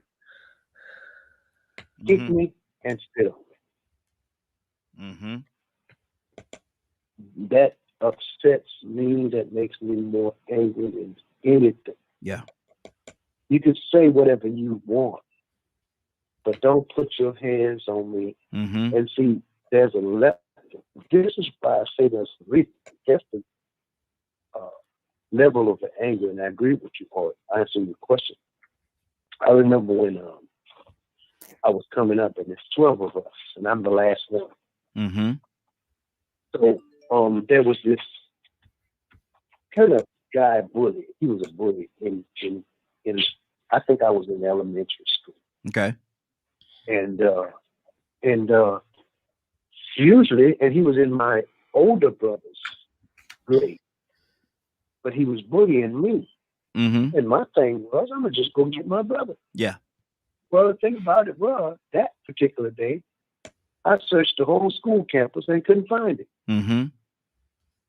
Now, I was upset, but knowing that the guy was a little older than I was, kind of calmed my anger to direct me toward my brother. Mm-hmm. But when I couldn't find my brother, I got angrier, ran back to where the guy was, and jumped on him.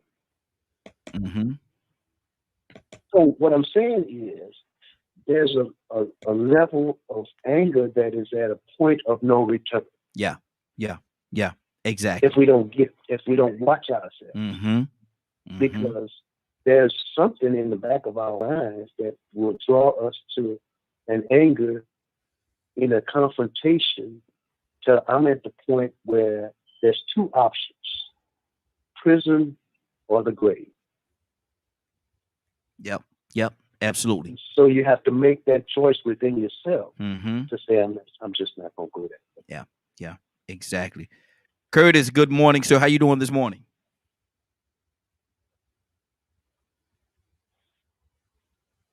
Kurt, you there?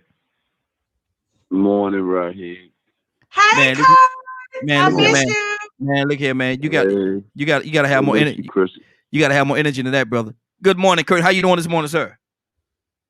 Man, you better go ahead, man. I watched them Steelers Lord, laying egg yesterday, man. That's why I'm so worn out.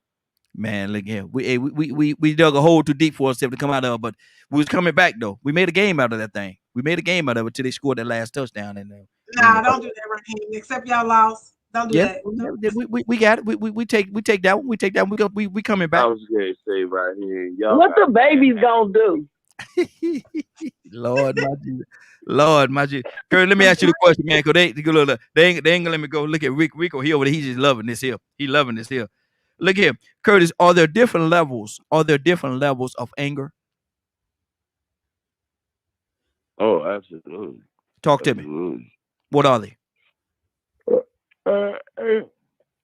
It's been a while since I've been in the industry, so I'm going to get too specific, but there's different levels of anger, just like there's different levels of anxiety. You know what I mean? You got controlled anger, you got displaced anger, you got uncontrolled anger. There's so many more, but which one is the ugliest? Which one could be the ugliest? The ugliest to me, I mean, everybody is different. Everybody got a difference of opinion on which one is the ugliest, because you got to think the way that people are affected by the way that people deal with anger is different. So, in my opinion, displaced anger is the ugliest, because displaced anger never has a real. It never has a true target. It always has a real target, but it never has a true target. Displaced anger can be as a result of never having a real target or true target. It tends to hurt people who have absolutely nothing to do with the situation at hand. So it could be a situation where you wrong place at the wrong time type scenario. Wrong place at the wrong time, or right place at the right time. But this person has to find a way to get this off. You may be where you actually supposed to be.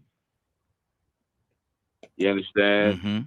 And somebody else is where they supposed to be, but for whatever reason, they done had somebody, upset them or they just, I don't know, man. Man, mental health is real. Yeah. Mental illness is real, bro. Exactly. It is real. And I think it is in my honest opinion, my professional opinion, I honestly believe that there is an extremely high amount of people walking around undiagnosed with mental illness. Absolutely. I think it's an extremely high amount of people that have mental illnesses that have not been diagnosed, and they just if they're not self-medicating, they just existing, man. It's weird right now. Exactly. Let me go to Sherelle. Sherelle, what's on your heart? Oh, nothing. I'm just listening. Okay. Good deal. Leonard, what do you say about that displaced anger? That displaced anger shows up a lot, like Kurt just said. A lot of people be working off of that displaced anger. You got folks that's out here starting things in the street because of something that happened at the house, or something that happened with, like Rico said, with a parent or something like that. Displaced anger is just another word for, like I said, remember, anger is an energy. And one, you never know what it may do. And if it's displaced, that's going to make it worse, because you're bringing other people into that situation. Exactly. That's what displaced anger. Like I said, there are some things that you should be angry about. Mm-hmm. You just don't get angry. You know, you shouldn't feel bad about it. Mm-hmm. The bad part about it is when you don't realize it, and to you it becomes a joy. That would be horrible. Mm-hmm. Mm-hmm. Because then you become a destructive individual. Yeah. You usually find yourself behind bars or dead. Or dead. Exactly. Because everybody ain't gonna tolerate your foolishness. Mm-hmm. Somebody gonna step right back to you. Right. You know, you got some people who think just because they mad that everything stops and gives them the right of way. No, it probably just kills. Mm-hmm. Wow. Sure. What do you say to that? Displaced anger. You find yourself in a situation whereas somebody is coming at you not because of what you did, but because of something that happened at the house, and you just happen to see them at the store, and now their frustration, their anger, and their rage is geared towards you. Oh, displaced anger. Yeah, that's a real thing. Because people go through things and they may not can let it out on the person. A prime example, you can have a person that's physically abused at home and have no power at home, but maybe in a supervisory position at work, and then they take out that frustration and not be able to control home to be able to control the workplace. Even worse than and still have that same mentality as their abuser. You know, it's people that get angry and then go to the store and take that anger out on the cashier or different people. You know, they might not be happy with themselves. You have people that are going through depression. You have people that are just not happy, you know, period. You know, don't have a joy on the inside. And that take that out on anybody that pass by. That's why I make up in my mind, I'm not going to allow anyone to have the authority to change my mood based on their mood. I'm not going to give you the authority to change how I feel because you are in a rut, because you're miserable. So you're not going to make me miserable because you're miserable. So when I walk into the store and I see miserable people trying to make my life miserable, I move around. I'm like, you know what? You have a great day. I got to go. You know, I can't let you bring my joy down because you're not happy or you're angry about whatever you haven't done in your life, whatever accomplishments you haven't made, or whatever got you angry on the inside is not my problem. You know, my problem is what I have to deal with on the inside of me and to deal with my skeletons and my issues, and as well as try to be for them for my children. So I don't have the energy to deal with other people's stuff. Like, I don't have energy to be sweeping around somebody else's front door. I ain't got energy to look and see what you're doing, if you faking or shaking. I ain't got the energy for all that. Like, my energy is solely based on how to make Shira Strong a better person and how can she make her world around her better.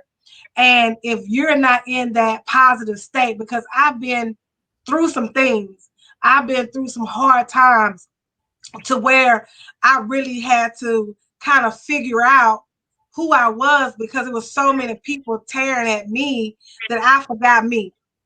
And I forgot about what was important and allowing them to control my emotions. When you allow somebody to control your emotion, you're in a sad state. You won't even know why you're mad. You can't be happy. You're crying uncontrollably. It's a lot that goes on with this anger, displaced, you know, things that you went through as a child that now, you know, somebody do something like that to you, you'll take offense and you'll revert back to what happened to you as a child, and you didn't have no control then, but now you do, and you act accordingly as you thought you should as a child, and it has nothing to do with that person. So that's a real thing. Wade, what's on your heart? I call him Wade, y'all. I heard. That's fine. What's on your heart, though, brother? This displaced anger. Somebody's angry, not at you, but you are the recipient of that anger because you had just happened to be at that place at that time. Hey, I'm sorry to interrupt. I have an urgent prayer request that came to my phone. Okay. Would you guys mind just stop right now? Somebody that's really, really sick. It's an urgent prayer request on my line. Can we just pray for them right fast? Yes. Go ahead. Oh, me? Oh, okay. Dear Heavenly Father, we come giving you praise and glory, Lord God. Lord, we thank you for all things that you have done, Lord God. We thank you for your protection, God. Lord, we're nothing without you, Lord God. Right now, Lord God, we're coming together, Lord God, because you said in your word, where 2 or 3 are gathered, you will be a God in the midst, Lord God. Lord God, you know who we're praying for, God. You know what they're needing right now, God. We ask that you to touch them from to the top of their head, God, to the soles of their feet, God. Whatever the sickness is, God, whatever's overtaking them, God. We just ask that right now you become that healer that we know that you are, God. For in your word, you said that by your stripes that we are healed, that you have overcome all sickness, God. You've overcome all things, God. And there's nothing too hard from you, Lord God. And God, we're going to thank you already for the victory. For the victory is ours, Lord God. And we just thank you. We praise you right now, Jesus. Touch right now, Lord God. Let us get a praise report, Lord God, on knowing that you are God and you are God alone, God. And we just thank you. In your son name, Jesus, we pray. Amen. Thank you, guys. Amen. Amen. Amen. Amen. Wait, what's on your heart, brother? Displaced anger. That's a loaded question. Mm-hmm. Because unfortunately, I deal with that quite frequently. Mm-hmm. Are you asking how I deal with it? Yes, how you deal with it, and what do you do? Do you allow yourself to sometimes, and I guess it depends on the day and the moment and how it happens, but do you allow yourself to be pulled into that anger, whereas you find yourself angry as well? Normally, I just make a comment, and that usually diffuses most of those situations. Mm-hmm. Because a lot of the displaced anger I get aimed at me is for my skin color. Mm-hmm. So, and then normally all I have to say is, well, I'm half Native American, and then all of a sudden it's poof. Mm-hmm. Mm-hmm. So 90% of displacement anger is because of my skin color that I receive. Wow. Rico, talk to me, brother. Most anger is displaced anger. A bully 9 times out of 10 is a result of somebody that was bullied when they were young. Maybe it was a parent, a big brother, a cousin, granddaddy, grandma. Somebody bullied them. And I'm gonna tell you what's hard, like you said. Imagine an abusive parent. That parent probably was abused and they couldn't take it back out on their parent. Like with my stepdad, when I, like I said, when I was abused, it was only so much jumping back up I could do. But I couldn't have whatever punches I threw wasn't gonna have an effect on a grown man, not at 11 or 10 or 11 years old. I could hit him in his jaw, I could hit him in his chest, it didn't matter. He sit there and take it, hit me hard as you can, and then go right back. Bow. So now I had to sit back and think within myself, okay, I can go back and take it out on somebody else. Or I could just accept the fact that was wrong, that was him, and it ain't nobody else's fault. Mm-hmm. Now this is the situation. If you are spoiled, don't have anybody to make you answer for your actions, consequences and repercussions. If you don't have somebody to show you that at an early age, then you're gonna catch it later on. Ain't nothing worse than going to anger management and domestic violence classes or sitting up in jail knowing that you're supposed to keep your hands to yourself. Because then that's when you start thinking, you know what, man, even though I was mad, I could have just walked off. Mm-hmm. Even though I was mad, I could have looked up, man, ain't nothing worse than spending all that money. Ain't nothing worse than looking at years in prison because people tired of you whipping on them and they like to call the police when they get out of hand. Maybe they wrong. You know that honestly, I can tell you they was wrong. Yeah. But it was, I go to domestic violence class, anger management class this time. Okay, I ain't gonna never do it again. I got all the tools in place to sit back and understand my humility. Mm-hmm. I still got to understand that if I go out here and do this, that there's a repercussion or consequence behind what I do. Mm-hmm. Now, what's even worse, there's a little bit of cowardice in that displaced anger. Some slight cowardice in that. Because some people find the most vulnerable person, the most innocent and most vulnerable person that they could take their anger out on, or they put their will on, but they wouldn't do it to that person that may have been the same age as them. Mm-hmm. They just were intimidated. You know, so there's levels to it. And I mean, we could go back and forth all day about the different types of anger and this and that and the type of anger that we went through. But you know what the bottom line is that you have to understand some humility and understand that there are consequences behind it. You might end up in prison for the rest of your life. Mm-hmm. So if you go take that risk, you see, once you understand the consequences behind your actions, like me, I made up my mind one day when I decided to pull a real big crazy stunt in broad daylight that made newspapers across the county. I made up my mind that if they catch me, I'll go to prison for it. Mm-hmm. If I hurt this man and he don't survive it, I'll take prison for that. But I cannot. I mean, I accepted that responsibility. Mm-hmm. If I take this man's life and he leave here, I don't care who see it. I didn't care who saw it that day. Mm-hmm. But that was a consequence that I knew came with that. Mm-hmm. Some people don't want to accept the consequences. They don't know the consequences because they ain't never had their hand tapped. Yeah. They ain't never been corrected or reprimanded for being so selfish or understanding that, look, man, you know, sometimes you just got this some of that stuff and restrain your anger. Mm-hmm. Go in another direction, you know, put what they call it, find a distraction. Yeah. Yeah. And then understand too that whatever it is, know what it is you're angry about. Because if it ain't your fault, if somebody did something to you and it ain't your fault, then you know it ain't. You know, don't hold it so deeply. Don't sleep on it so much. Don't let it eat you up on the inside. But man, I'm gonna tell you, it's the biggest thing about this is because once this show is over with, people might be like, yeah, I agree with what they said. I get angry the same way. Ooh, I agree with what Rico said. I black out too. But yeah. Were you looking at prison time after that blackout? Yeah. Cause guess what? I try my best not to black out now. And guess what? I still be about to black out every now and then. But and in the end, I think to myself, you know what, man? I got to remember now, it ain't no fun running from the police. It ain't no fun looking out of windows wondering, you know what I'm saying, man, do they know I did this? Yeah, yeah. Exactly. Did they call the police on me for jumping back on them?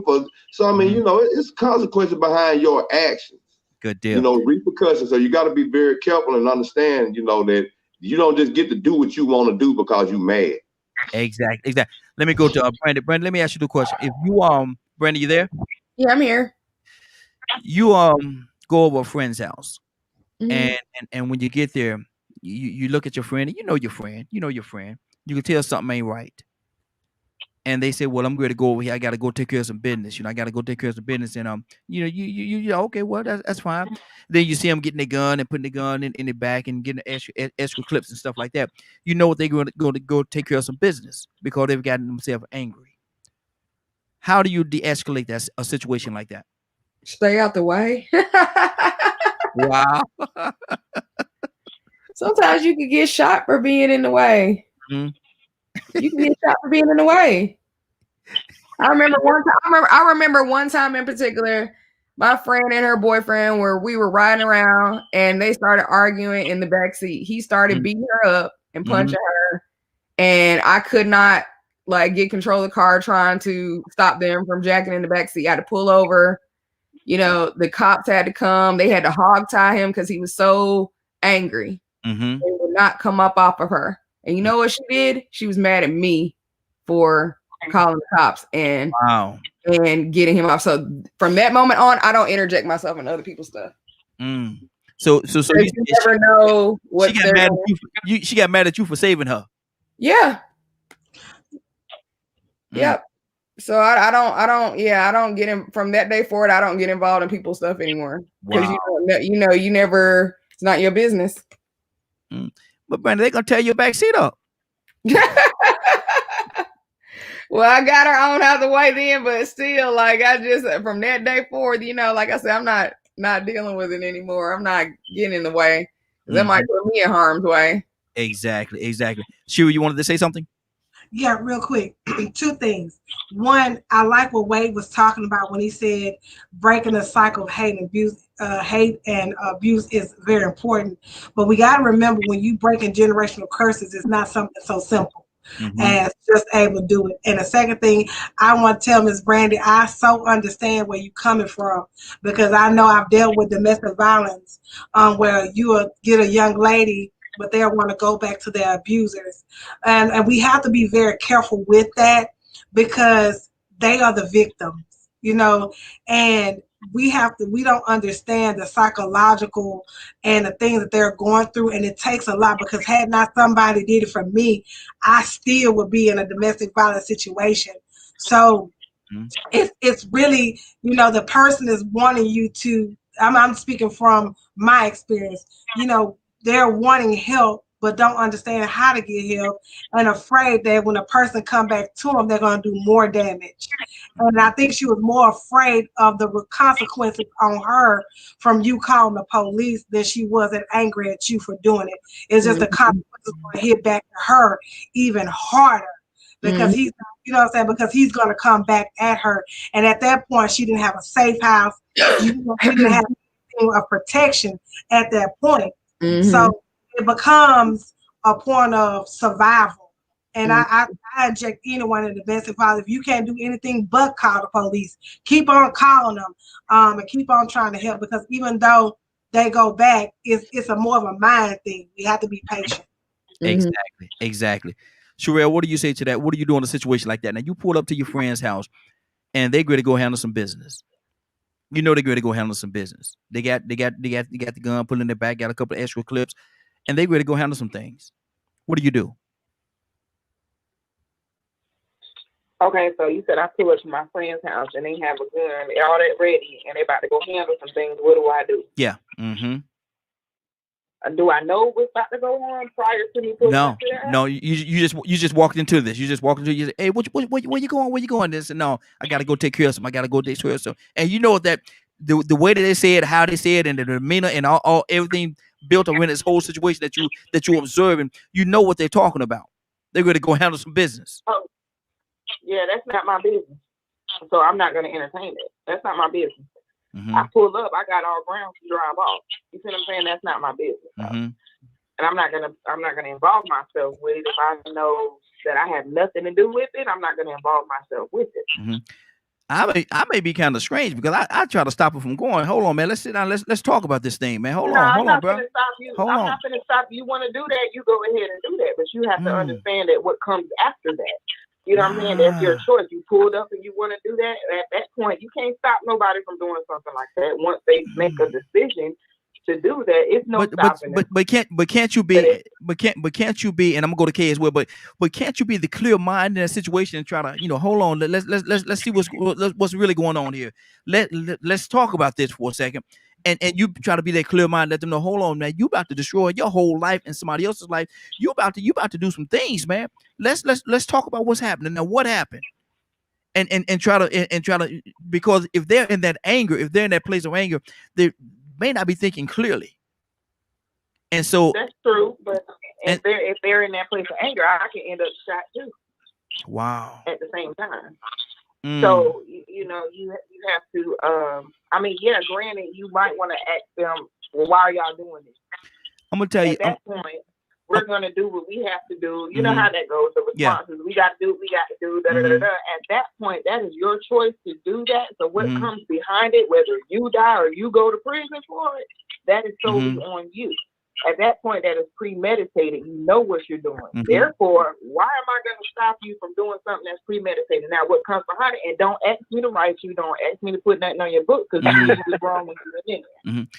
I'm gonna tell you. I'm an accountability friend. Yeah. I'm an accountability friend now. Exactly. So now, if you know you're wrong, ain't no free you. No free you, because you knew what you was doing. Okay, let me do this. Hold on, let me do this. Let me tell. Okay, let me tell this story. I'm gonna tell this quick little story right now, and then I'm gonna go to pull some more people into the conversation, because this is very interesting to me. I had to be about, now I might have told the story on here before, about 9 years old. I was living in Burlington, North Carolina at the time.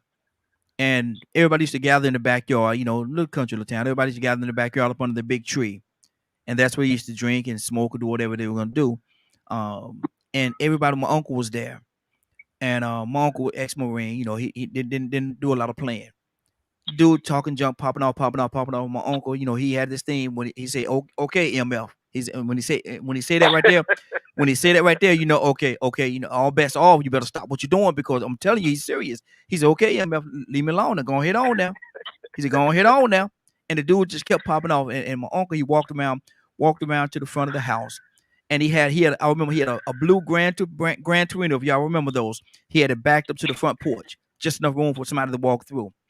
And I followed him, 8, 9 years old. I followed him, and he went around to the car, popped the trunk, and he reached his hand into his trunk, and he was ready. You know, he reached he was left-handed, reached his hand into the trunk, and a sawed-off shotgun was in there.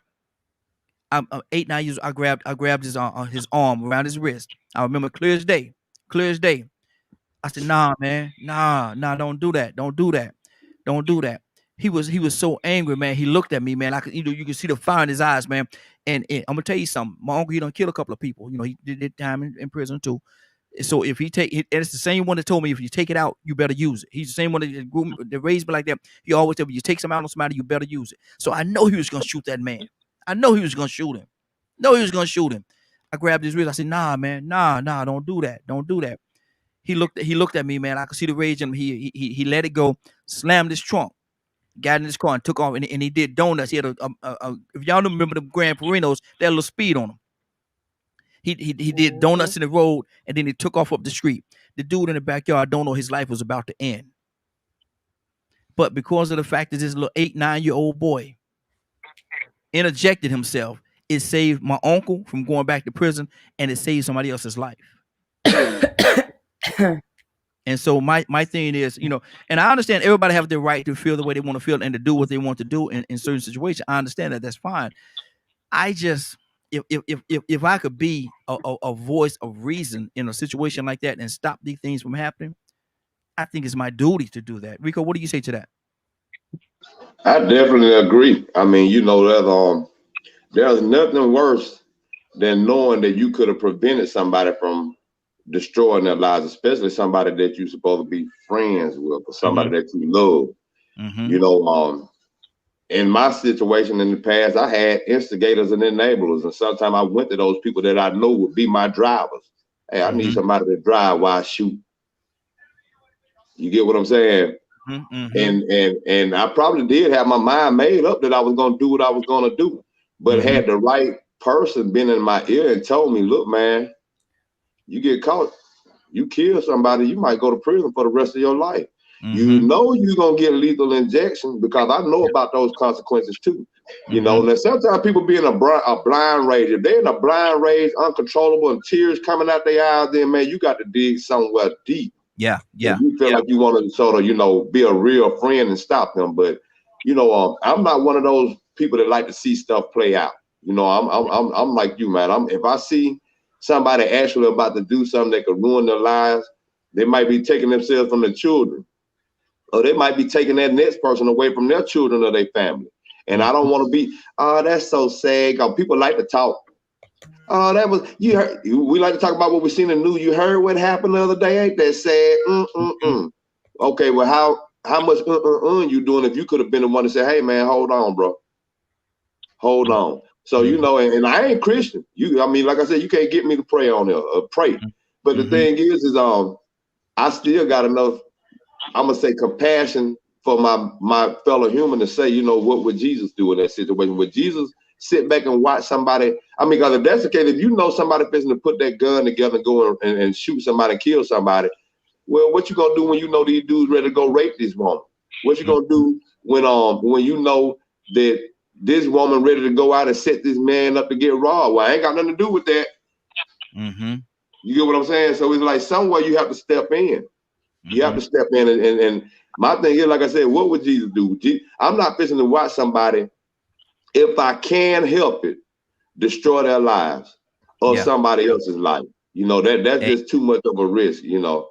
And like I said, everybody feel the way I want to feel. No, nothing against the way that everybody feel. You know, you have the right to feel the way you want to feel and to deal with it the way that you want to deal with it. You know, I respect that. But at the same time, I just, if I could do something, man, man, I'm gonna do the best I can. You know, sometimes you can't do anything. Sometimes it's just listen. This is my question, Raheem. How many times have people said, "I wish I would have did something. I wish I would have said something. I wish I would have." Yeah. You hear that all the time. People second guess and wish they would have stepped in. I wish I would have called them when they called me. Maybe I would have. Okay, but now when you got the opportunity to do it, that ain't my business. I ain't got nothing to do with that. Yeah. Wow. 678-381-1973. 678-381-1973. The phone lines are open. We love to have your input. Give us a call. 678-381-1973. Sheila, what's on your heart, sis? Like I say, I had a situation that happened. Well, he's my brother. I always will be my brother, but he's not my biological brother. We just been friends for so long that he's my brother. Hey, Sheila, hold on. Hold on. Everybody that's on the phone line, mute your line. We're getting a little feedback from somebody's line. A little. Yeah, so everybody that's on the phone line till I call on you, mute your line for me so we don't have that feedback. All right, go ahead. Sorry about that, Sheila. His wife is a paraplegic. Now I go over there and help her all the time. And so one night she was asleep, and they had a guy friend that they're real close to. I think he got inebriated, whatever, and he went into the room where his daughters were. And when he walked into the room, he had just took off his clothes and was finna lay down with his child. And when he saw that, he was in such rage. He got his gun and he was about to shoot him. I hit the gun out of his hand because I didn't want him to shoot him. Now I let him beat him up, but I wasn't gonna let him shoot him. You know, that's just, you know, and they handled it. And, you know, every time he saw him, he'll beat him up, you know. And in it, I would talk to him and say, look, I know the rage you feeling. You know, I know what you saw and how that will make you feel, but you can't kill him. Because then you're going to be taking yourself from your wife and your kids. It was a big, you know, had I not hit that gun and say, I'm not finna get involved. It's not, you know, it's not my business. You know, he deserved it. My brother would be in jail and his kids would have somebody to be there with. You know, so we kind of sometimes we have to know when. It's like what say the text, you gotta know when to hold them, when to fold them, and when, you know, you gotta know when to inject and when not to inject. That comes wisdom.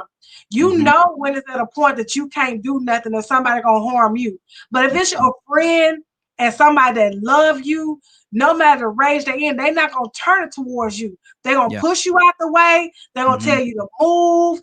I mean, I've been in several situations like this where I had to tell somebody I love, hey, nah, they tried to push me down.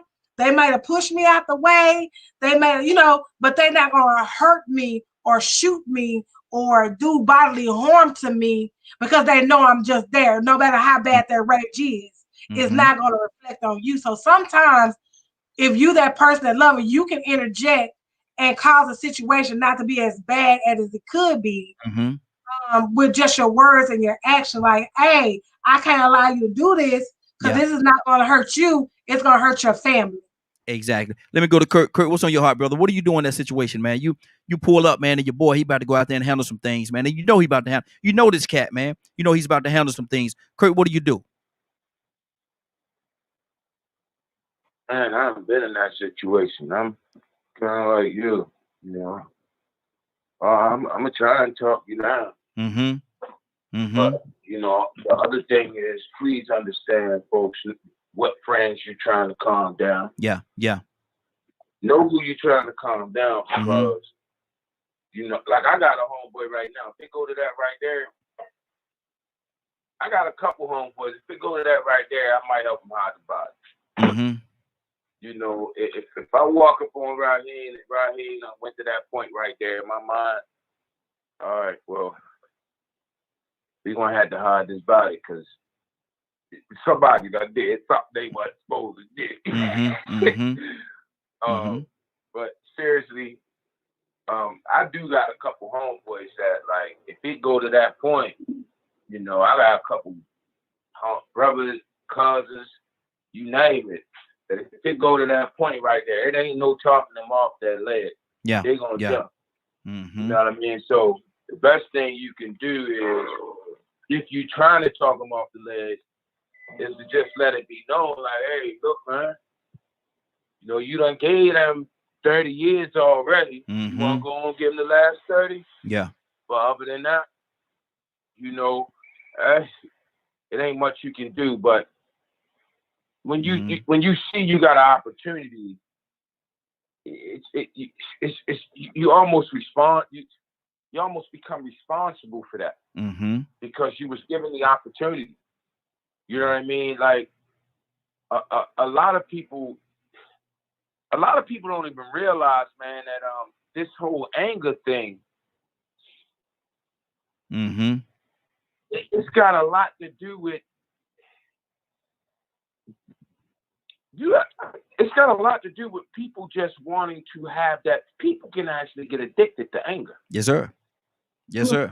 You can get addicted. You know that, right? Yeah, absolutely. Absolutely. You can get addicted to the feelings that it gives you, because it gives you a heightened state of adrenaline. And you can get addicted. People don't even realize that half of them ain't even angry. They just addicted to the feeling of being angry.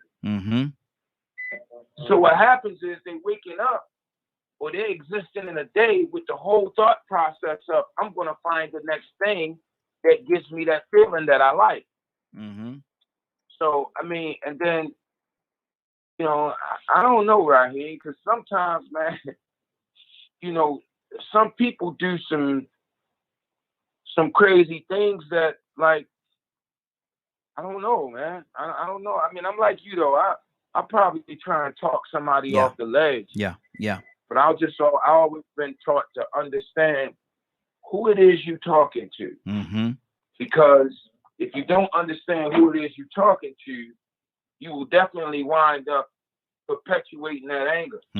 So now they thought about just shooting the dude. Now they done left you. They thinking about, man, I'm going to put 2 in his head, 5 in his chest, then I'm going to stab him 13 times. You know what I mean? Like, you got to be real careful. Exactly. And know who it is you're talking to, you know? So, but I'm like you, brother. Yeah. I would probably try, and I've done it before. There's a few lives out here still breathing right now. Exactly. Because I was like, hey, man, no, we can't do that, bro.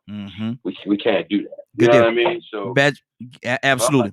Absolutely. Badger, what's on your heart, brother? Badger, where you at, man? I don't see you. I am making breakfast for my kiddos. Okay. What do you say to that, man? You go to your friend's house, man, and he got all the weapons, got everything locked and loaded, got a couple of clips on him. He ready to walk out the door, and you walk in just as he about to walk in. You said, man, what are you doing? Man, I got to go take care of something. Badger, what do you do? Leave it up to creation to let me know if I should intervene or not. Mm-hmm. I rely on what feels right. Mm-hmm. If it feels right to say something, I do. Then most of the time I have. Mm-hmm. Other times, you know, I'll just ask them a simple question. You know, is it something that you really want to do? And can you accept the responsibility for doing it? Mm-hmm. Most of the time, if you can get a person to think when they're angry, they could stay angry, but at least they're thinking instead of reacting. Mm-hmm. Because most of those times it's reaction and not what's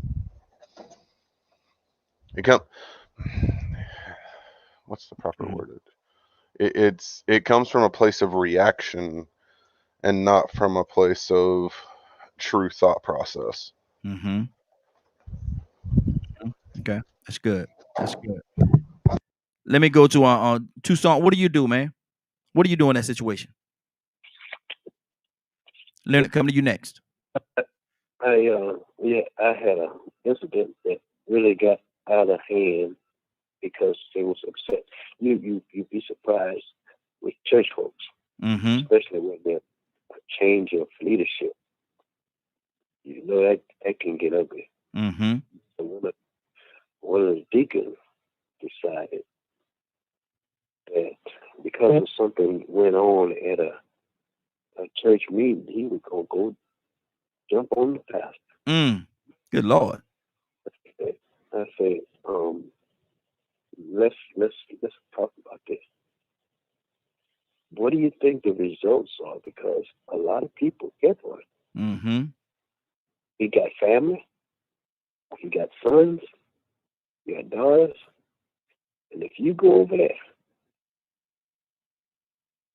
think about the results. What's going to happen after you do what you say you would. And he was fiery mad, and he came back a couple of days later. He said, "Thank you, man, because that would have turned out good at all." Yeah. You know. And I know you asked that question, but I just want to point out something. You see how folks did? They went down there to the Capitol upset. Mm-hmm. They're going to do it again, too. They want to. Yeah. It ain't over. They want to. Mm-hmm. No, they want to, because that's a. We don't even know why it takes a person, or the person is that angry. It ain't got nothing to do with Trump. I'm telling you. Mm-hmm. They was that angry when we first wanted to vote. We just wanted to vote. Yeah. You know what I'm saying? Mm-hmm. So I don't want to turn it into that kind of conversation. But you don't even know where that anger is directed to. Is it just us? Or is it just about politics? Or what is it? Mm-hmm. You can't pinpoint why people are so upset. You think that people are ready to lose their lives because of Trump? Think that lady got up in the morning and said, you know, I'm going to die for Trump. Wow. No. She was. I say this and I'm shut up. I promise you I'm going to shut up. Remember when Peter said, Lord, I'll go with you. I'm going to die with you. I'll go with you. And that, okay, so he was frustrated. And Jesus says to him, before the cock crows, you're going to deny me 3 times. 3 times. Yep. So that set in but I believe that Peter believed in his heart that he was exactly going to do that. Now, here it came, and the cock crowed to speed up the process. But now, when they grabbed hold to Jesus, and he was in the garden, Peter pulled out his sword.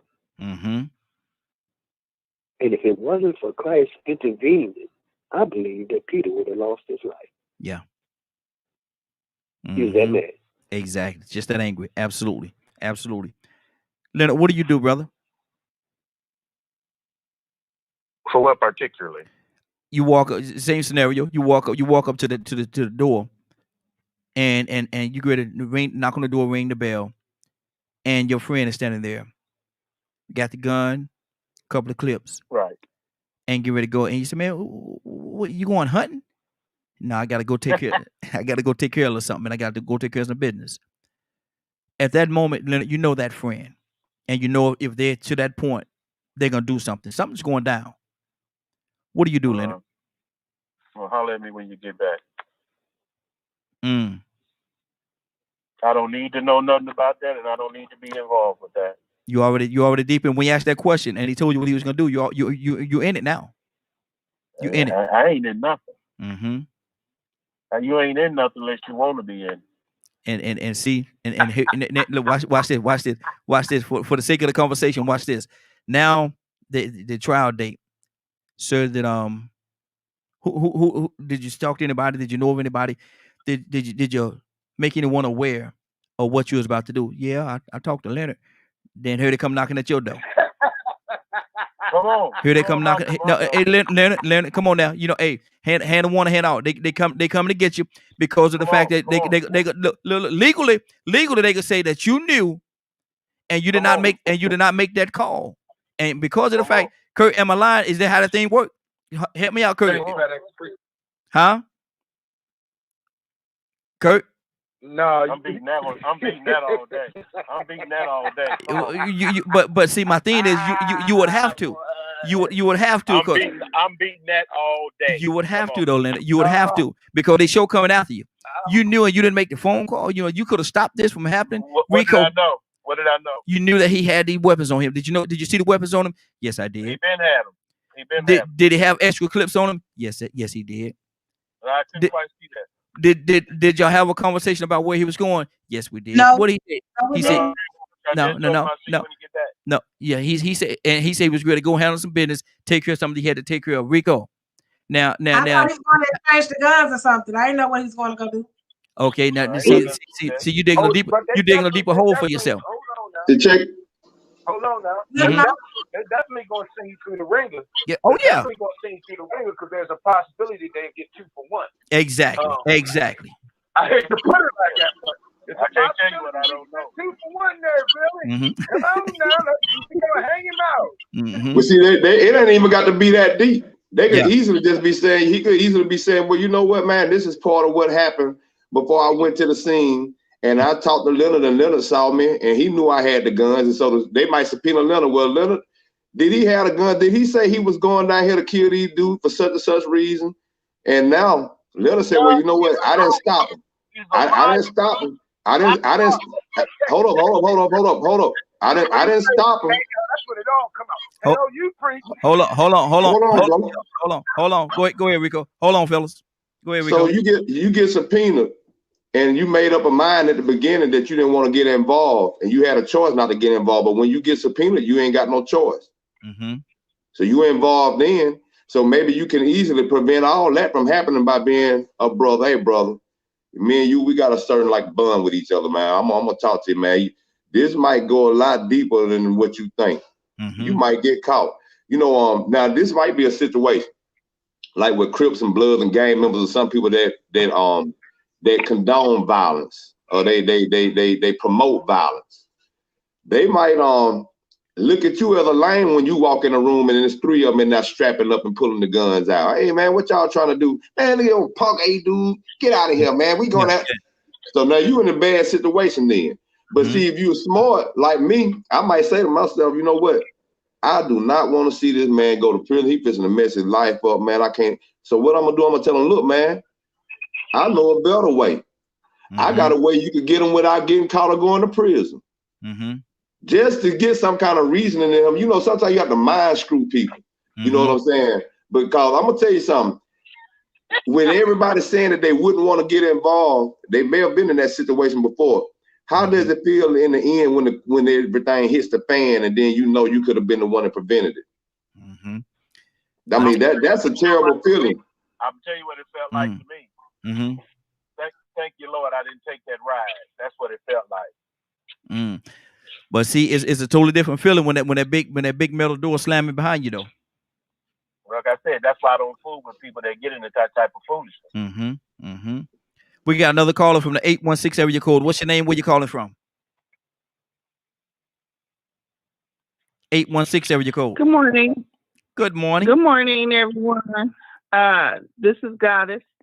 Goddess, good morning. How you doing, young lady? I'm doing good. I'm doing great. We don't see you this morning. No, I'm trying to get dressed and get stuff going this morning. I got some things we got to do. Okay. Just to remind everybody, if you got a black business, they're giving us 2 days beforehand for us to get our minority PPP. So shout out to anybody that's a black business to get their PPP money in. It's being opened up to minorities first. Okay. Now, how do they do that? Through your bank, go through the SBA loan process and pull the actual documents from SBA through the COVID-19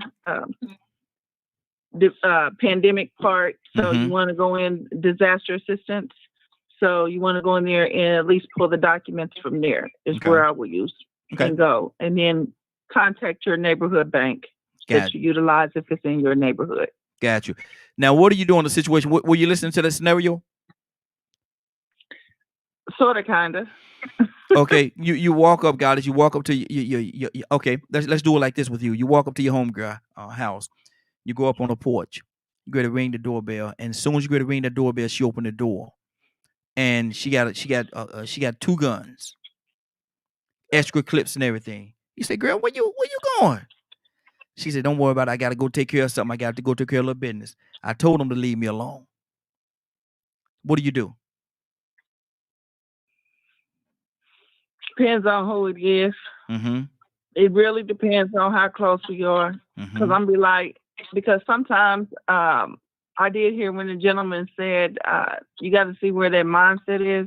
That person's mindset might not be where it is, and certain people you can approach differently. Well, if it's somebody who loves me and I know that they love me, then I'm going to attack it in a different manner and make them think twice. I might attack it whereas, well, if you going out, I'm going with you. So where we going and we need to get this handled. But keep in mind, we both got kids. Yeah. So what's gonna happen to our kids if something happens to us? That's good. See, sometimes you got to let them know that you're on their side. But you also got to show them that, hey, there's some thinking that we need to think about this. Because it's going to be a reaction. It's going to be a chain reaction. It's not going to be positive. Exactly. That's good. Now, Brandy, let me ask you this question. Brandy, it's you that has the guns, the clips. You're going to walk out that door. You're angry to that point where you're going to walk out the door and handle your business. Who is it that would have to be on the other side of that door that could actually talk to you and talk you down?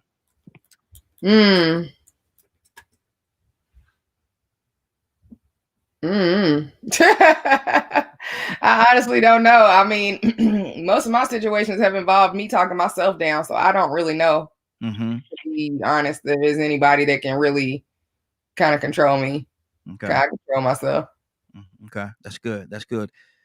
Badger, what do you say to that? Who you ready to go? You got your guns, you got all your weapons, you ready to go. Now, who is it that will have, when you open that door, who would have to be standing there that could talk you down and get you back in the house and put them guns down? My wife or kids. What some of you guys might be able to, but y'all live awful far away. Exactly. Rico, who would that person have to be? Who would have to be if it ain't this person standing at that door? I'm handling this business. I'm doing this. It would probably have to be my brothers or my sons. So it would definitely have to be somebody that I depended on or that looked out. I'm gonna say that it has truly been there for me in the past, because if you ever came short, I probably would hold that against you and probably turn it around on you. So it would have to be somebody that that I really have a bond with, depending on the situation. Probably my brothers and my sons for sure. Okay, good deal. Leonard, who would have to be in your instance? Leonard, who would it have to be standing outside the door that could talk you down and make you and convince you to put them weapons down? Well, I don't think it's a talk down situation for me. Because if I'm doing all that, it got to be done. I don't fake like that. And I don't be looking for no attention. So one, you're not gonna know what I'm doing. Okay. Oh, I'm not looking for attention. I'm not looking to be talked down.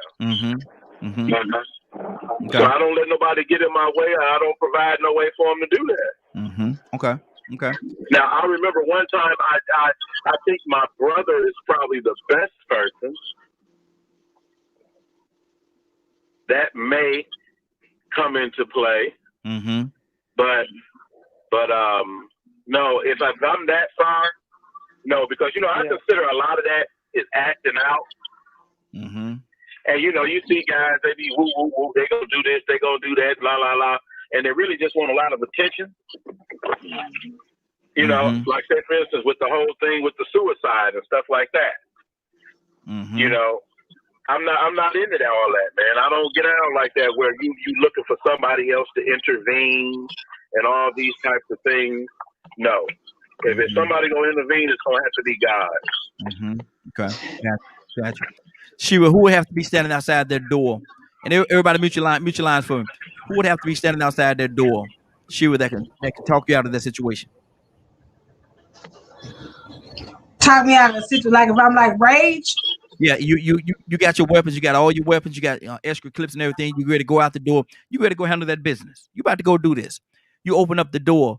Who would have to be standing outside that door that would talk you out of that situation and make you put them guns down? What person would it have to be? That's a good question, because all my friends, all the people I fool with are ride or die. So if I'm mad, they're already gone. They're already gone. Like I'm gonna have to talk them down. Is the way that go? Because my sister, she gonna be like, I'm gonna have she gonna be ready to go. And then my brother, he gonna be ready to go. I really don't have nobody it's gonna have to be Jesus. It's gonna be me and him having a conversation, and then me calming everybody else down, and it depends on what it is. Like if it's somebody did something to my kids, oh, it's a village coming for you. You better run and hide, bruh. Like, it ain't nowhere to hide. It ain't no you can do. It's gonna be war, and it's gonna get started. Now, if it's something like medial or like, I mean, it has to be something really major for me, because I'm not an angry person, and I'm not a vengeful person. I'm not a hurtful person. So for me to get angry, it takes a lot. It takes a whole lot for me to get mad. Preacher, we got 4 minutes. Preacher, we got 4 minutes. Preacher, I'm upset to that point. Then people already gonna be gone doing their business. Good deal. I want to touch everybody. Y'all give me y'all quick version because we got 4 minutes before we 3 minutes actually now before we get out of here. So I'm gonna touch everybody. I want to know who that person is. Donna, who would that person have to be? Any one of my grandchildren. Okay. Any one of them? Yeah, because they're the ones important. Okay. Got you. Now, at this point. Okay. Yeah. Good deal. Good deal. Kay, who would it have to be? My conscience. I done been there and done that, and could nobody stop me. I just went. Like, I'm going. And the only thing I would say, my conscience. God kicked right on me with that good old conscience of mine. But I was there. I was definitely there. They wasn't at home, though. And I didn't take nobody with me. So, my conscience. Okay. God is who would it have to be? My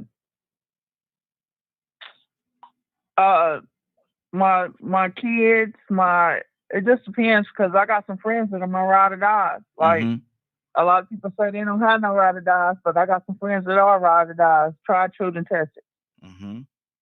Got you. Good deal. Good deal. So, yeah. Kurt, who would it have to be? Anybody that has a genuine concern for me can talk me down. Anybody that I know has a genuine concern for me, like not those fake friends, not those new friends, but genuine friends, my cousins, some of y'all on this radio broadcast could talk me down. You know what I mean? No, I'm not one. I really don't like to hurt people. Yeah.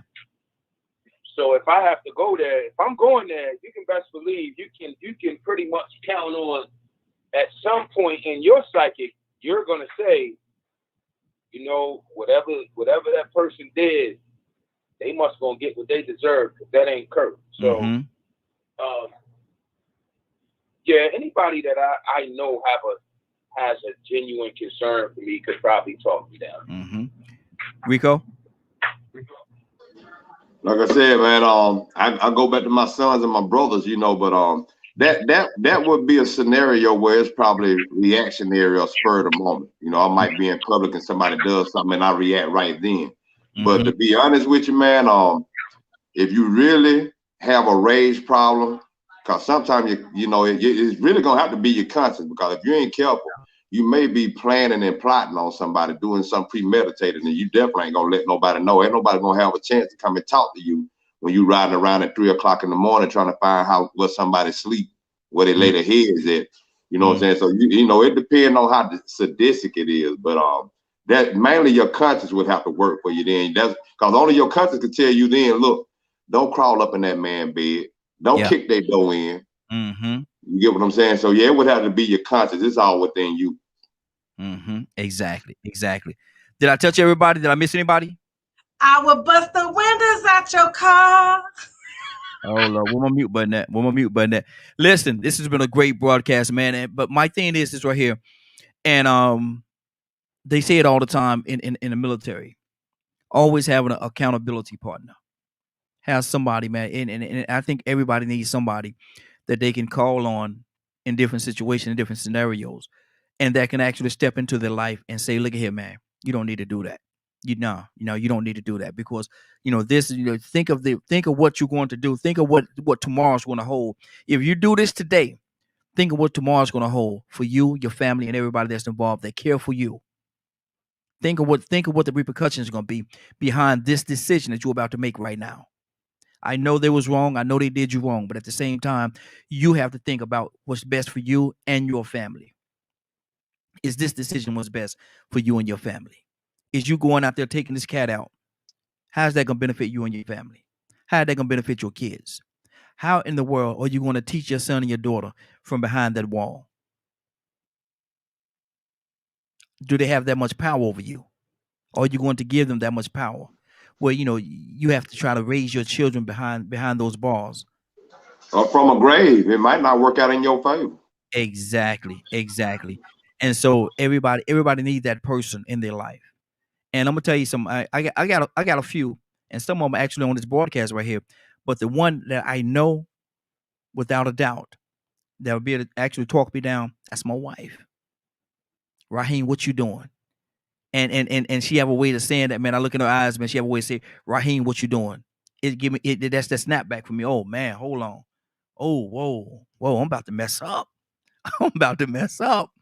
And so, that's everybody needs that person, man. And she knows she could do that to me. And I tell people all the time, it's a little joke that we have. I said, she's my only weakness. She's my only weakness. And so she's the only one. She's one that actually talk to me about. Raheem, stop that. Is that a weakness or strength? Well, it's both.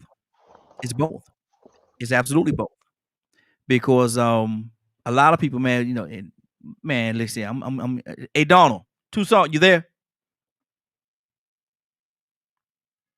Oh, we lost Toussaint. Well, this is testimony time. My mom tell me she loved me to death, but she can't stand me when I get angry. She said, son, I love you to death. I love you to life. But I can't stand you when you get angry, because I become a different person. And we all, I guess, do. But we have to have that person. It's important. If you don't have that person, please find that person that can be that voice of reason to you to keep you out of situations. Leonard, what's going on at 3:00 today, sir? If you did not get a chance to hear this show in its entirety, you can log on to www.dkmmediagroup.com. Good deal. Let's see, can we get Shira Strong? Pray us out, sis.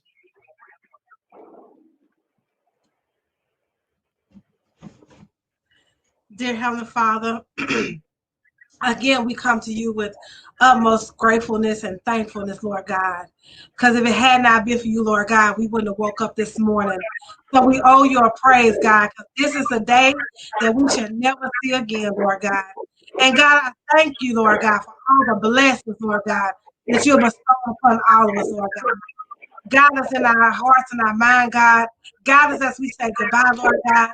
For every heart and mind and ears, touch us, Lord God. I ask that you let the seed grow, Lord God, that you begin to cultivate them, protect us, lead us, and guide us. And God, we just pray your name. For you are God and God alone. In your son, we pray. Amen. Somebody got some real serious going on in the background. Mute your line, y'all. Everybody mute your line.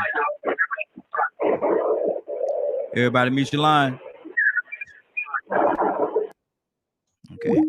Had to get the phone lines where they got something serious going on over there. It is now 10:05. You're about to exit the Morning Glow. I want to thank everybody for joining us. And more than that, I want to thank you for allowing DKM Media Group and associates and the Morning Glow to be a part of your day. It is now 10:05. You're about to exit the Morning Glow. But before you go, I want you to do me two favors, if you will.